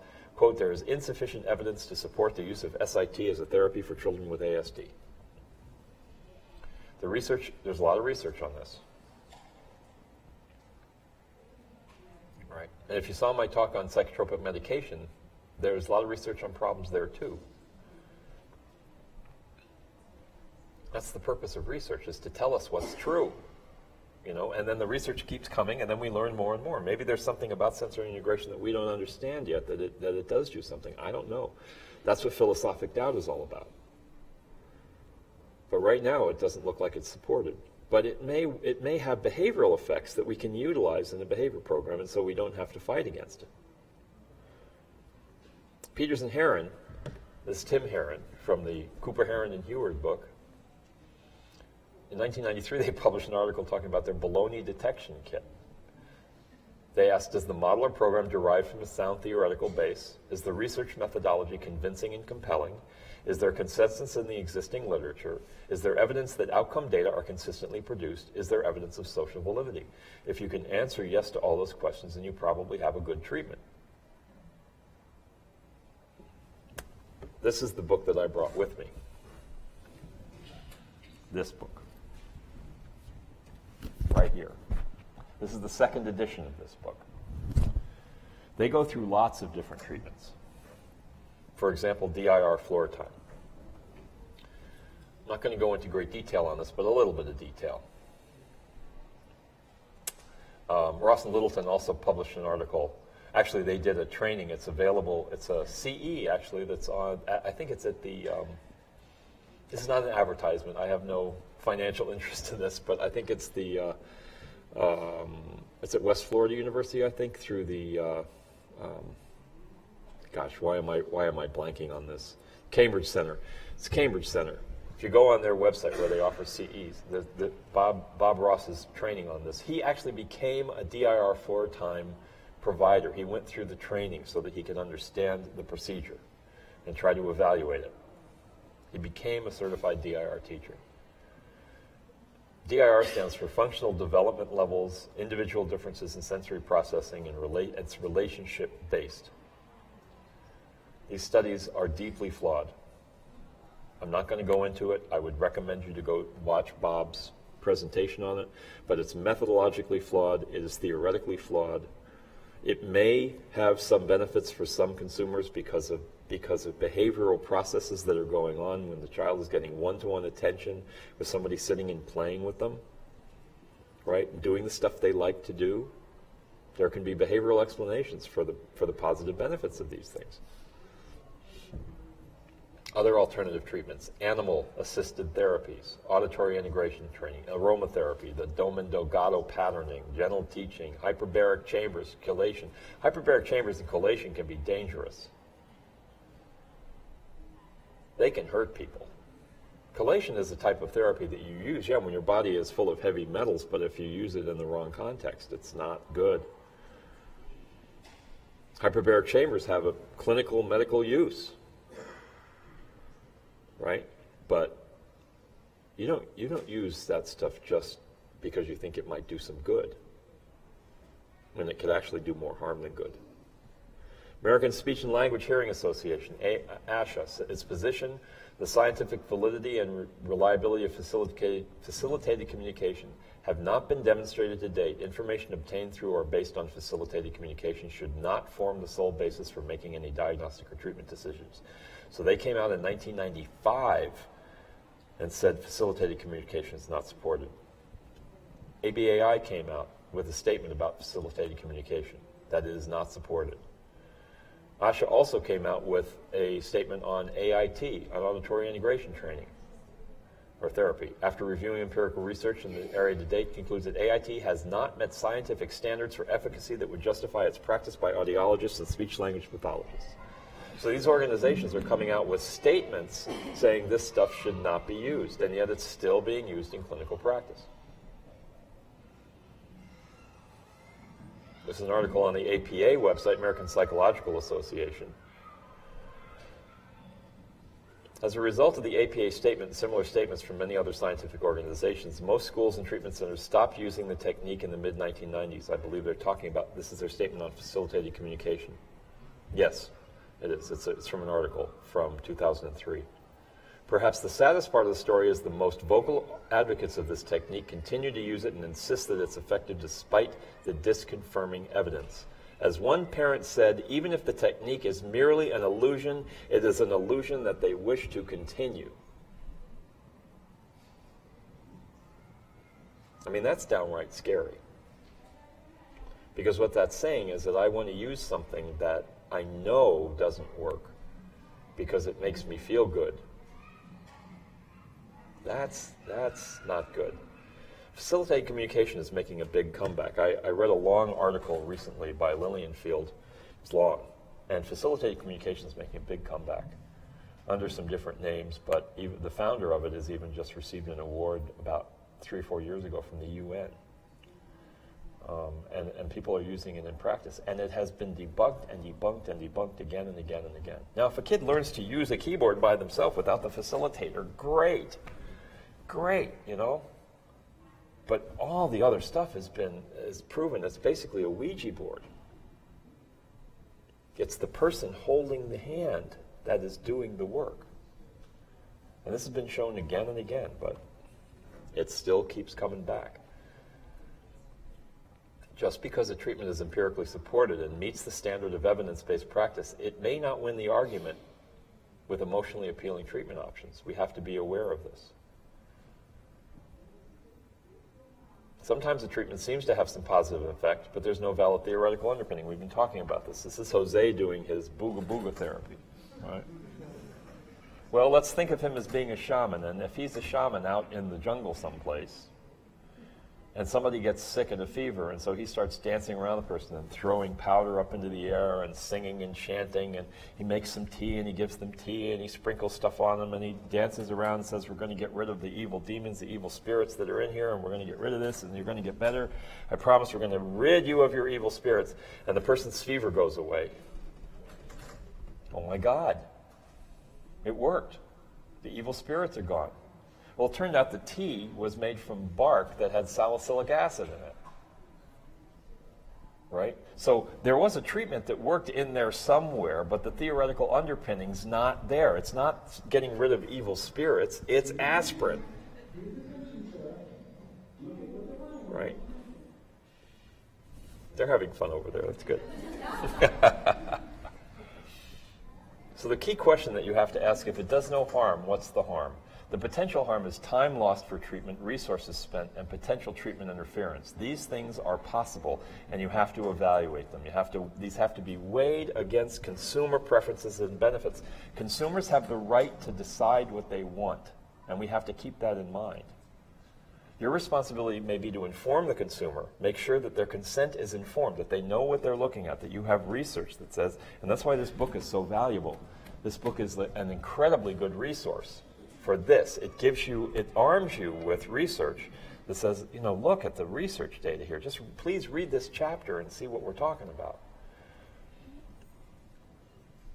But if all your work is for nothing, sometimes your client will insist on an inappropriate and potentially damaging treatment option and still wants you to provide treatment. What are you supposed to do? In many cases, you can hang in there and you can work on it, but in some cases, and this is a quote from an upcoming chapter on ethics, in some rare cases, the alternative approach is so disruptive to the effective delivery of behavioral services that the practitioner must withdraw from the case, providing the client with clear and valid reasons for doing so. There's some times when you just have to back out of the case because the danger is so severe, and you've warned the person, said, you can't do this. You can't do this. Right? You can't wrap this person in a mat for an hour to make them feel good. This is too dangerous, and I can't continue to provide services if you're going to do this.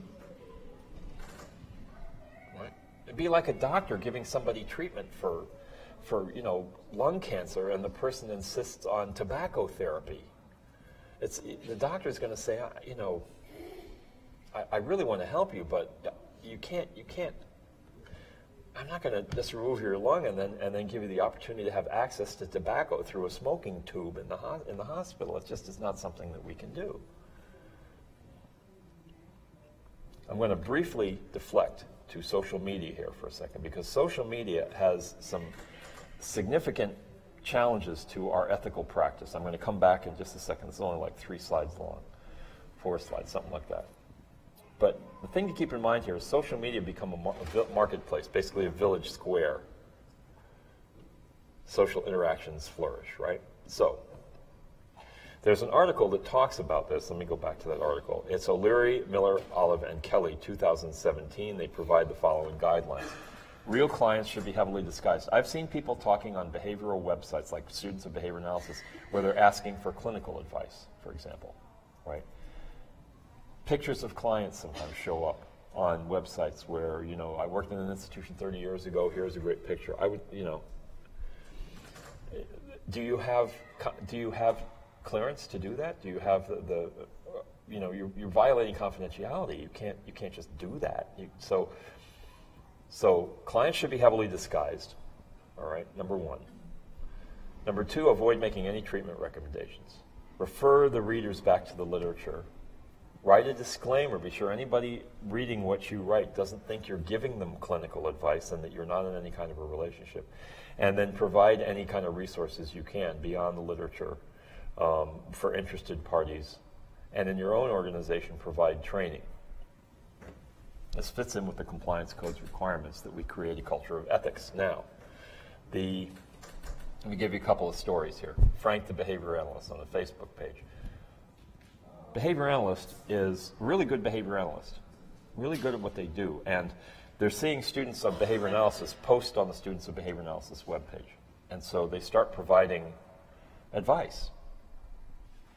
I'm thinking they're doing a lot of good because I'm really helping the student. I almost never post on that page, and there's a specific reason that I don't. I will in very limited circumstances, but there's a reason that I don't. The reason is I don't want to encourage people to look on Facebook to get their clinical advice. Who the heck am I, right? Okay, they may know me from FIT, big deal. They don't really know my clinical expertise. I'm not their supervisor. I don't know anything about what they're talking about. I may be able to give some information. But if we're shaping up a repertoire of people going to Facebook to look for clinical advice rather than going to the literature or going to their supervisor, we are doing those people a disservice. And we have no idea what kind of damage we may cause in the long run by doing that. What we should always do is say, look, here's where you go. Talk to your supervisor. Here's some literature you can read. You know, this may be some, but and please don't listen to me because I'm just some guy or some woman that you've never met.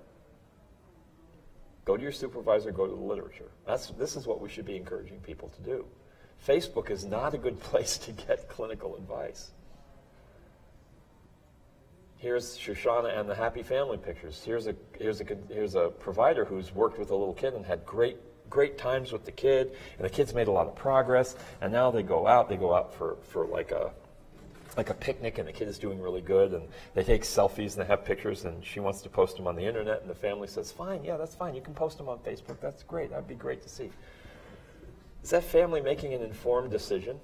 Do they want pictures of their kid out in public, that letting people know who have access to this site that they may have a child who has a disability and may not be able to communicate well? And then they realize 2 or 3 weeks down the road that there are pictures of their kid that are out in the world, and they didn't realize what they were agreeing to. She didn't get written permission to do that. That's violation of confidentiality. Just because you get verbal approval to share stuff like that, there are people out there who monitor the internet who are looking for targets of opportunity. And a kid who has limited verbal skills is a very good target of opportunity for abuse. So that kind of stuff just shouldn't be shared. As excited as you are about stuff, you talk to the family about it, and you make sure they're making an informed choice and saying, you realize now your kid's picture is now being placed in the public domain. Are you sure you want this? And by the way, just because stuff says that it's secure on Facebook or on Instagram, those things get hacked, man, and they sometimes change the privacy settings. You know, the company is allowed to change the privacy settings and just inform you later down the line, oh, the privacy settings have been changed now. They're allowed to do that by contract, right? So you got to be real careful with using social media. Use it to arrange meetings. You know, okay, everybody, we'll meet here in such and such a place. You know, you can use it for that type of stuff. Be careful how you use social media when it has anything to do with clients or treatment. It's not a good venue in which to make treatment advice. Okay, here's our semi-final section.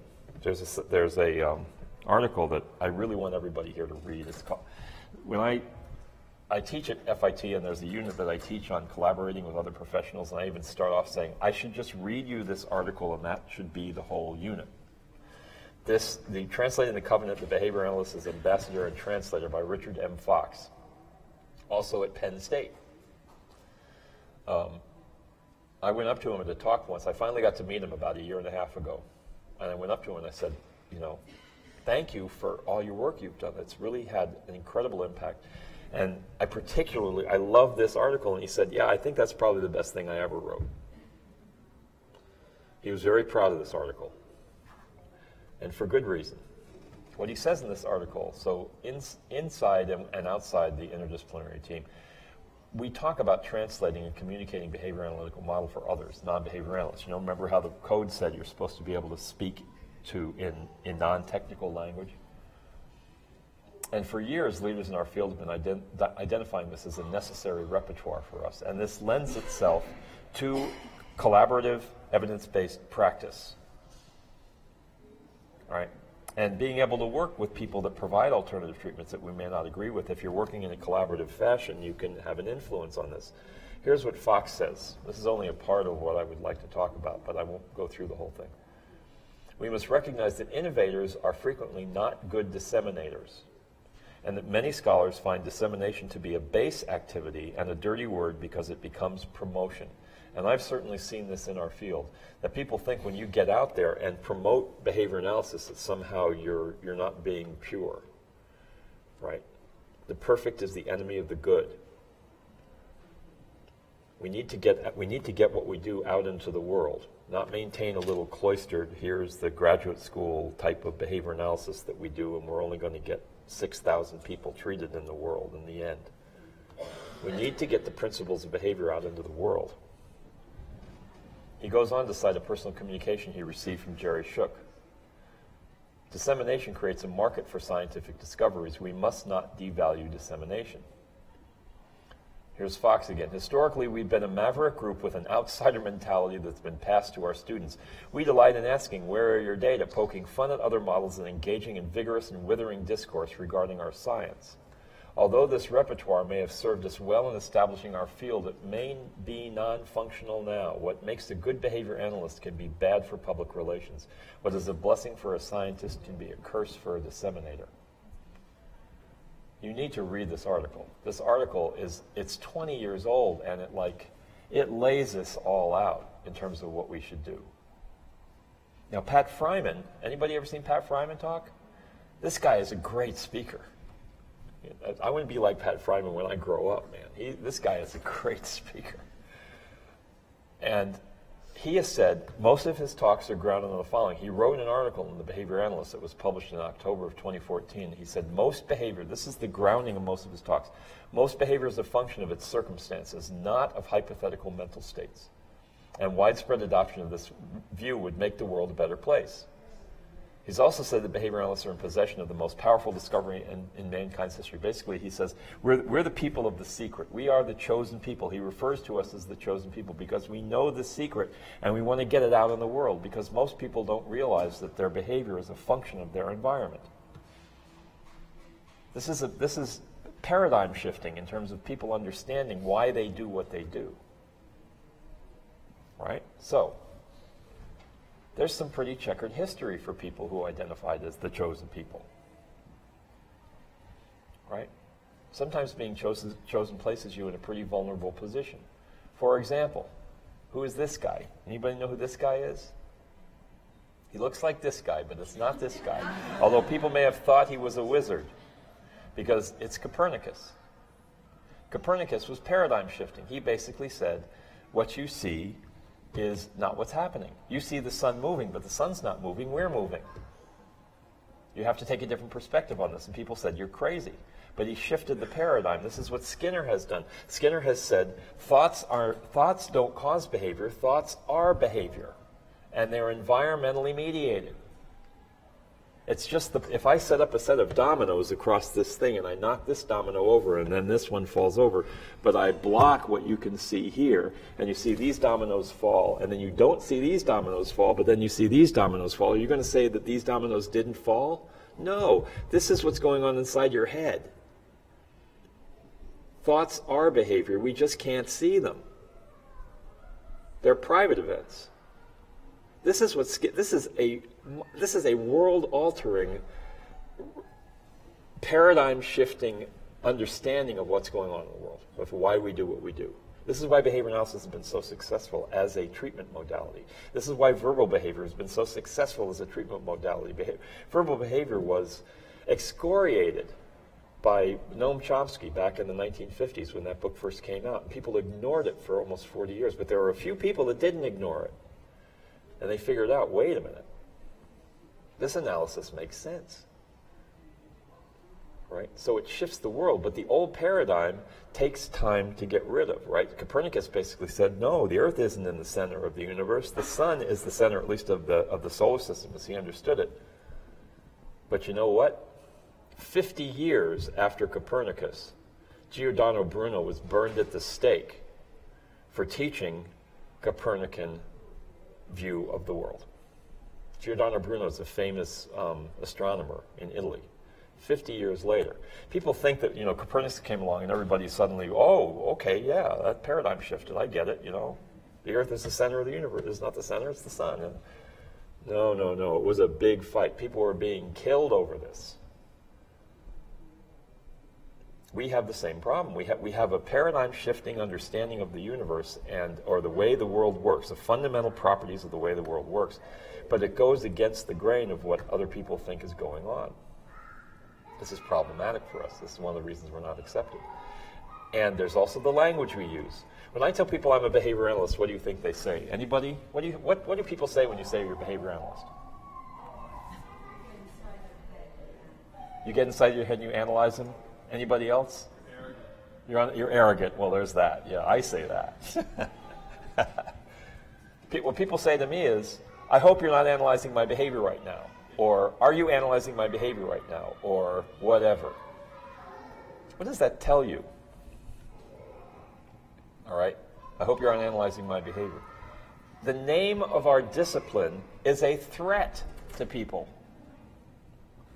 I'm a behavior analyst. Therefore, I am imposing myself into your environment and I'm analyzing your behavior.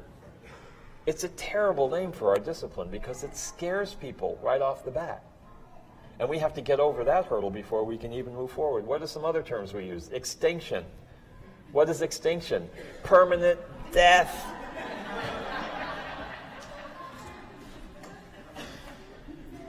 We got to think about what people are first thinking about when we use these terms. Aubrey Daniels found out that when he used the word behavior, that the clients that he wanted to work with in the corporate realm, they weren't interested. But when he used performance management, all of a sudden, aha, they were interested in that. Response. Don't you mean the reaction he's responding to? He must be reacting to. Consequence. That's a bad thing, right? I worked with this teacher one time. I said, we got to come up with a consequence for that behavior. And I go into the classroom a week later, and she's using a punishment procedure. And it's like, no, I didn't mean that. I didn't mean that. Control group. Okay, who's the controller? Manipulate variables. We're manipulating stuff. Intervention is an invasion. And punishment. We defend the use of the term punishment. And when people hear punishment, they're hearing getting hit by a stick. Behavior modification is all about control. Thank God we don't use that term anymore, but people still use that term, right? Now, there are misconceptions. We're just SR psychology. ABA sees thoughts and emotions as unimportant, right? They can't be seen, so we don't take them into effect.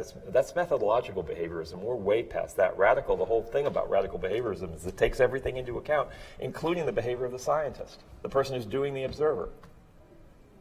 Oh, well, ABA only works for children with autism, right? Yeah, move to New York. That's what they're saying there. Anybody here from New York?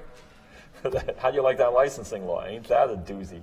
I'm actually a New York licensed behavior analyst because I got licensed before in the grandfathering period because I knew if I didn't do it then, I grew up in New York. So I figured if I ever want to go back, if I ever want to do any consulting, I better, because I couldn't get licensed there now. I wouldn't meet the qualifications. I don't think Brian Awada could get licensed there now. The qualifications are crazy, but their law says you can only provide a licensed behavior analyst is only licensed to provide behavioral services to people with autism or a related disability being like PDD-NOS, right? If you provide services to anybody else, if you're not in an exempt setting, you're guilty of a felony.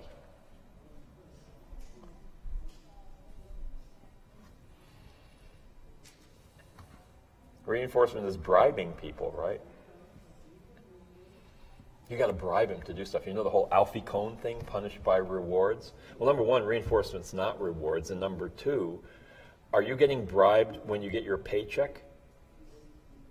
No, you bribe people to do bad things. You bribe people to do things they're not supposed to do. That's why bribery is illegal. When you pay people to do things that you value and that are good things, that's not called bribery, that's called a paycheck. Right? But that term out there, oh, you're just bribing the kid to do the right thing. I worked in the classroom once, I swear this is true. I'm watching a kid, I'm working with a kid. Okay. The kid is he's sitting on the right-hand side of the classroom, all the way to the right. And I found out reading his record that his right eye was good, his left eye was bad. So for one thing, he's basically sitting on the far side of the classroom and he's looking and he can't see what they're doing. right? So he's sitting there with his hands all wrapped up in his shirt.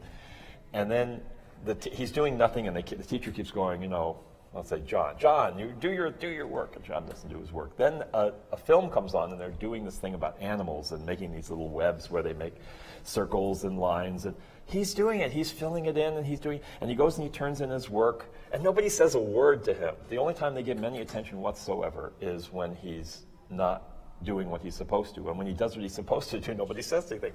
So I go to the teacher at the end, and I said, you know, it would probably be a good idea if maybe you thought about, like, reinforcing him when he comes up and he turns in his work, of saying, you know, good job turning in your work. And the special ed teacher said to me, we don't use reinforcement in this classroom. We're trying to prepare them for regular education, and they don't get reinforcement there.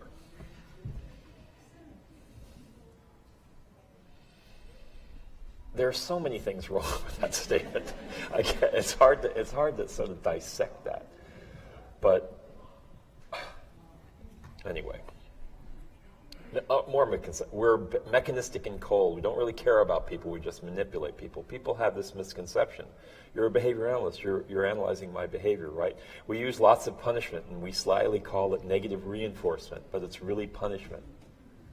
Anybody ever heard negative reinforcement basically defined as punishment? I've heard radio ads where, oh, we're going to negatively reinforce this dog now, and then they make the sound of like an electric cattle prod. Skinner kept his daughter in a box. Did you know that? Behavior analysis is passé. It's no longer relevant. We've gone beyond behavior analysis now.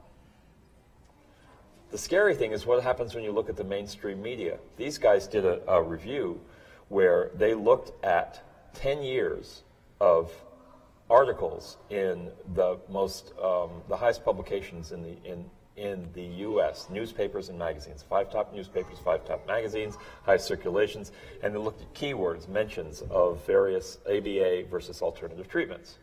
In 2000, they found that 52% of positive statements were about alternative treatments and 48% of positive statements were about ABA. What did they find in 2010? Alternative treatments had 84% positive treatments, ABA 16%. Alternative treatments were taking over in the mainstream media. What do images in Google have to say? I Googled behavior analysis, radical behaviorism. I got this. I got this. I got this. I got this. Anybody ever see this movie, Clockwork Orange by Stanley Kubrick? But the good news is the best-selling book on behavior analysis of all time is Toilet Training in Less Than a Day. This is the Azrin Fox book. This book sold millions of copies. It's still available today. Fryman talked about daytime enuresis in an article he published in 2010, Come On In, the Water's Fine, Achieving Mainstream Relevance. This is a really important article to read. But he talked about nighttime enuresis. There's lots of literature, but in daytime there's almost nothing. So he talked about it in this article. But he also published a book called Good Night, Sweet Dreams, I Love You, Now Get Into Bed and Go to Sleep. And this is a great book to give parents who are having trouble getting their child to go to sleep at night because it's behavioral principles put into real-world terms.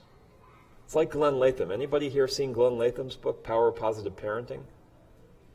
It's really too bad if you haven't, because Glenn Latham was great. He was at the University of Utah, and he was wonderful. And he could speak to audiences of parents and speak in English, and could explain behavioral principles to them in English. He could literally translate the covenant to people. And his book is an excellent resource to give to parents, especially parents with adolescents. Because what he'll do is he'll give, okay, here's how the conversation would have gone. Here's how the conversation can go. That's going to be more effective.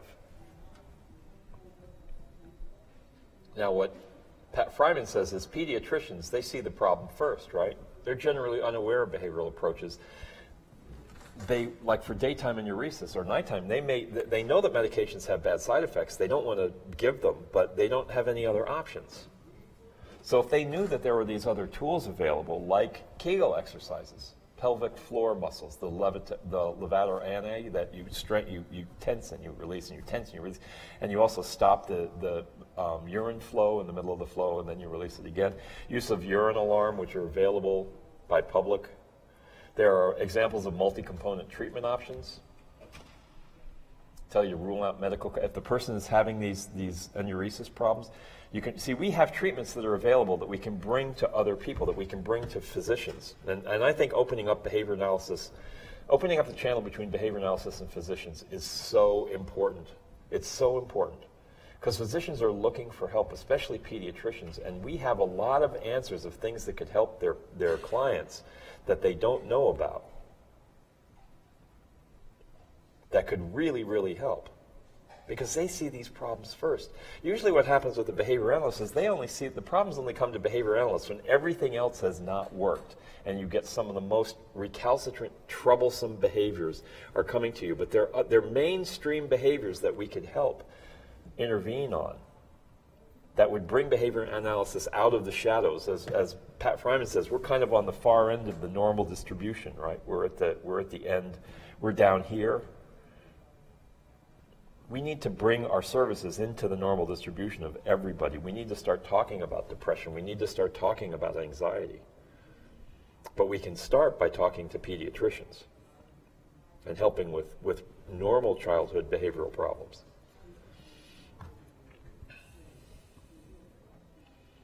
This is the start and stop, the Kegel exercise. I just can go through that. So I'm probably going to end a little bit early, so I'll have time for questions because it's 3:43 now. But we can translate this covenant that is what Fox talked about. If we help people be more independent, we can talk about autonomy. If we help people live richer lives, we can talk about participation and fulfillment. We don't have to talk about normalization and independence. We want to use words that people like to hear, and this can be done. Remember what I talked about with positive behavioral support? That positive behavioral support also uses words that are encouraging to people, which is a good thing. But it's not necessarily founded on all the principles that behavior analysis brings to the table. But we can adopt some of the stuff that positive behavioral support can teach us in terms of how to talk to people about what we do. So we can talk in words. When we talk about teaching people to learn new things and experience new things, we can talk about empowering people to go out and to do stuff on their own. Teaching more effectively and teaching ways that make those we teach want to learn more. Growth and love of learning. People, oh yeah, we help people love to learn. We get them in environments. It's all about the instructional methodologies that we use.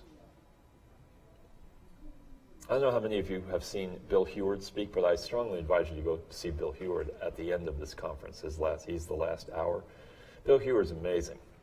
He has videos of kids that are identified as being learning disabled, and you use proper instructional technology with those kids: choral responding, some direct instruction, some basic instructional technologies that come straight out of the literature of behavior analysis, and you've got these quote learning disabled kids who are doing stuff that in first grade that my kid couldn't do in fifth grade. How many of you have heard of Morningside Academy? Yeah, right? I mean, their data are spectacular. Go see Janet Twyman speak if you ever can. There are a bunch of people in our field who are trying to do this. Right, helping individuals achieve their life goals. You can talk about freedom and self-actualization. I mean, I'll probably get letters over this presentation. I know behavior analysts hate terms like self-actualization. I know the bigwigs in the field hate this. But we've got to find a way to communicate what we do with people in a way that they want what we do. We're learning science. That's what we are. We could call ourselves behavior analysts all we want to. This is learning science. What we teach is how people learn things. Because learning is defined as a semi-permanent change in behavior as a result of experience. That's what we do. We are a learning science. Can you imagine if we called ourselves learning scientists instead of behavior analysts?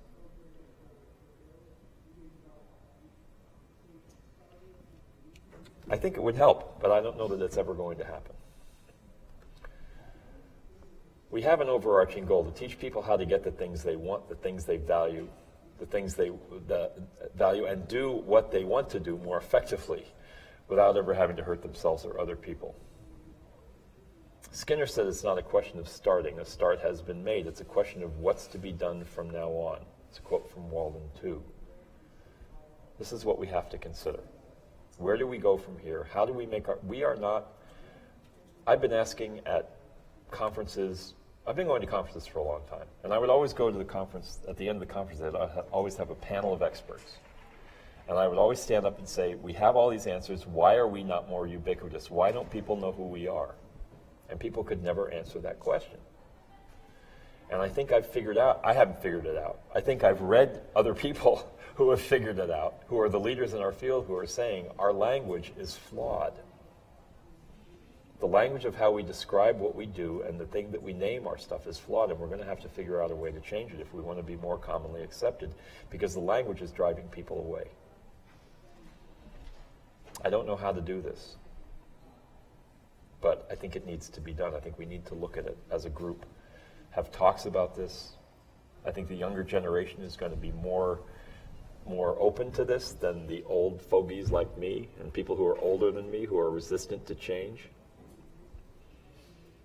We're going to need to figure this out, but we have something to bring to the world that's really important, and right now we're basically shooting ourselves in the foot. We're preventing it from happening. Yes, it is spreading. Yes, it is happening more. Yes, it is. The insurance companies are accepting our treatment for people with ASD and to some degree people with intellectual disabilities. What about kids in the mainstream schools?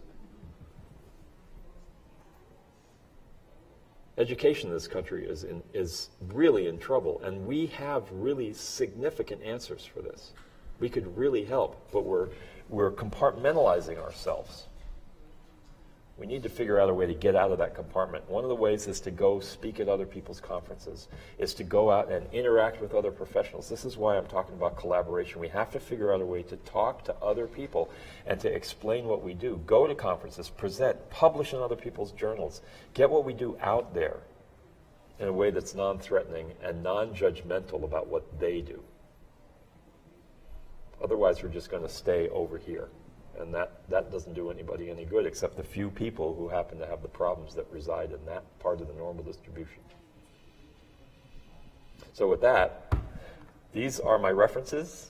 You'll have these in the handout. I read a lot of stuff for this. And so, any questions? Yes? A couple of comments. You didn't mention anything about elimination diets. And I just wanted to comment that a lot of people think that they're harmless, but in fact, anytime you remove a large chunk of the child's diet, there is an inherent risk, nutritional risk with that, particularly over a long period of time. And let me tell the audience this is an MD who's been attending the conference, and he's telling us that I didn't mention elimination diets, and elimination diets have inherent risks that when you alter somebody's diet radically, it can have a deleterious impact on that person's health. Is that particularly in kids? Particularly kids. With children who are growing. Right, children who are growing. Needs, and also, I think you may have noticed that kids with autism sometimes have a limited diet. Right. Matter of fact, all of them. And when you take a big chunk out of that diet, you can I had one child who almost went blind from vitamin A deficiency. You never see that in the developed world. Yeah, he's saying he's seen a child with vitamin A deficiency as a result of dietary changes that almost went blind, and that with children in the spectrum have particular problems in this area. And I know I've seen this in clinical practice too. In fact, once I went into a home with a mom that said, my son won't eat anything. He won't eat lunch, he won't eat dinner. So I have to put all these bowls of potato chips around the house. So he has access to them all day. And I said, don't put the potato chips out. It's okay if somebody gets hungry. because eventually, when they get hungry, they're gonna expand their dietary. You're gonna offer them choices. You're gonna give them an opportunity to express additional preferences.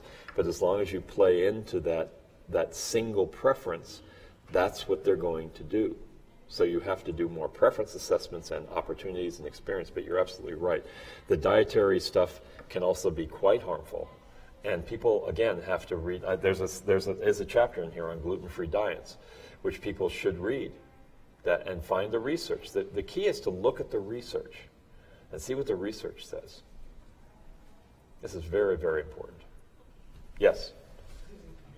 I don't have an answer that I can solve around, but you just talked about like how promote a field better. I think it's interesting how vast we are spread out among universities in different sections. So like in Ohio State, I think it's in the special education department, but often on psychology departments. When you're doing it in education departments, you're often having in classes with other individuals. And think about it as like a science of teaching or science of learning. You to have these courses being more required, or even electives in education programs. Yes. Yes, and he was just saying that the way we're spread out around the country in different graduate departments and other departments in universities, that we're embedded in different types of departments. Sometimes we're in psychology, sometimes in education. And it would be good to coordinate if we could get behavior analysis classes. It strikes me as being crazy that teachers don't have to take some classes in behavior analysis, since it's the science of how learning occurs. I mean, and this is one of the things that again, we shoot ourselves in the foot. Very few behavior analysts will describe what we do as the science of how learning occurs, right? Because they've been sort of trained in saying a certain way of describing ABA, because it's based on on articles that define us. And that's good stuff, but we need to find a way to communicate better what we do. And the fact that we are a learning science needs to be driven home. We need to get much more embedded into learning and training. So you're absolutely right. I mean, and the funny thing is, Skinner was he wasn't in the psychology department. I mean, he was in the department, but the lab he was working in was what? It was like a anatomy lab, I think. So, any other questions, comments? I know we're probably ending about 15 minutes early. Is that okay? We're good. Gives people a little time before Heward's talk. Thank you for your attention, and please go read this Richard Fox article. And please, this book is really going to help you in your clinical practice. I have nothing to gain from this. I'm not a co-author. I don't get anything from it, but when I discovered this book and started reading it, it was like, it's like a Bible of how to combat misconceptions about alternative treatments, and all the research data is right here, and it's brand new. It just came out in 2016, so it's very recent. Yeah, well, are you going to be able to download the slides from the website? Because it's there, and I can put this. I find it again. I'll put it up for you. Absolutely. Let me just find it. It'll take a minute. Oh, what did I do? Oh, wait a minute. This will. Hey, I'm a 20th century guy. What can I tell you? It's like this is, let me find it here. Isn't that stuff about the fact they did experimentation on children by feeding them radiation? Is that not? It's astonishing, actually. I don't, and I was living through that because I was at Fernald when that was all coming out, and it was. Okay. I knew a man who lived at Fernald. He was dropped off when he was a kid, and he didn't have MR. He actually was a co-worker with me. I was a direct care staff, and he was one of the staff people I worked with. And what had happened is he had escaped from Fernald as a kid, and he, let me see if I can get this big. I'm going to figure this out. View, should be slideshow. Hopefully it's going to not be the whole thing. It is the whole thing. All right, I'm going to scroll down while I'm talking here. He escaped, and he went out, he got married, he had kids, but he came back to be a direct care staff person at this place where I was working.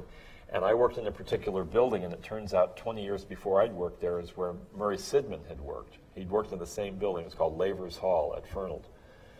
And many of the clients that he had grown up with as a kid were still living there. So I heard stories from him about what it used to be like living there, where they would like use clients. They'd like wrap clients up in a sheet and would drag them around the floor as a way to clean the floor.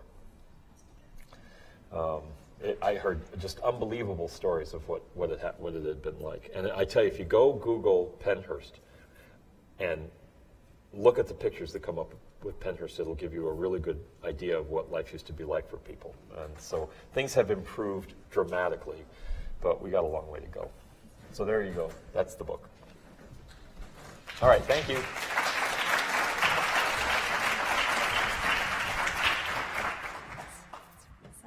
Thank you, Tom, for a great presentation. There aren't any other additional announcements. Just remember that anyone seeking social work CEUs must sign in and out daily at the registration desk. Please complete an evaluation for this session through the Groupio app. The session number is 72, and the speaker was Tom Freeman. The session code is Z, as in zebra, IG, as in goat, 999. And again, if you want the ethics credits, just write underneath that you're requesting the ethics credits. All right, thank you. Have a good afternoon.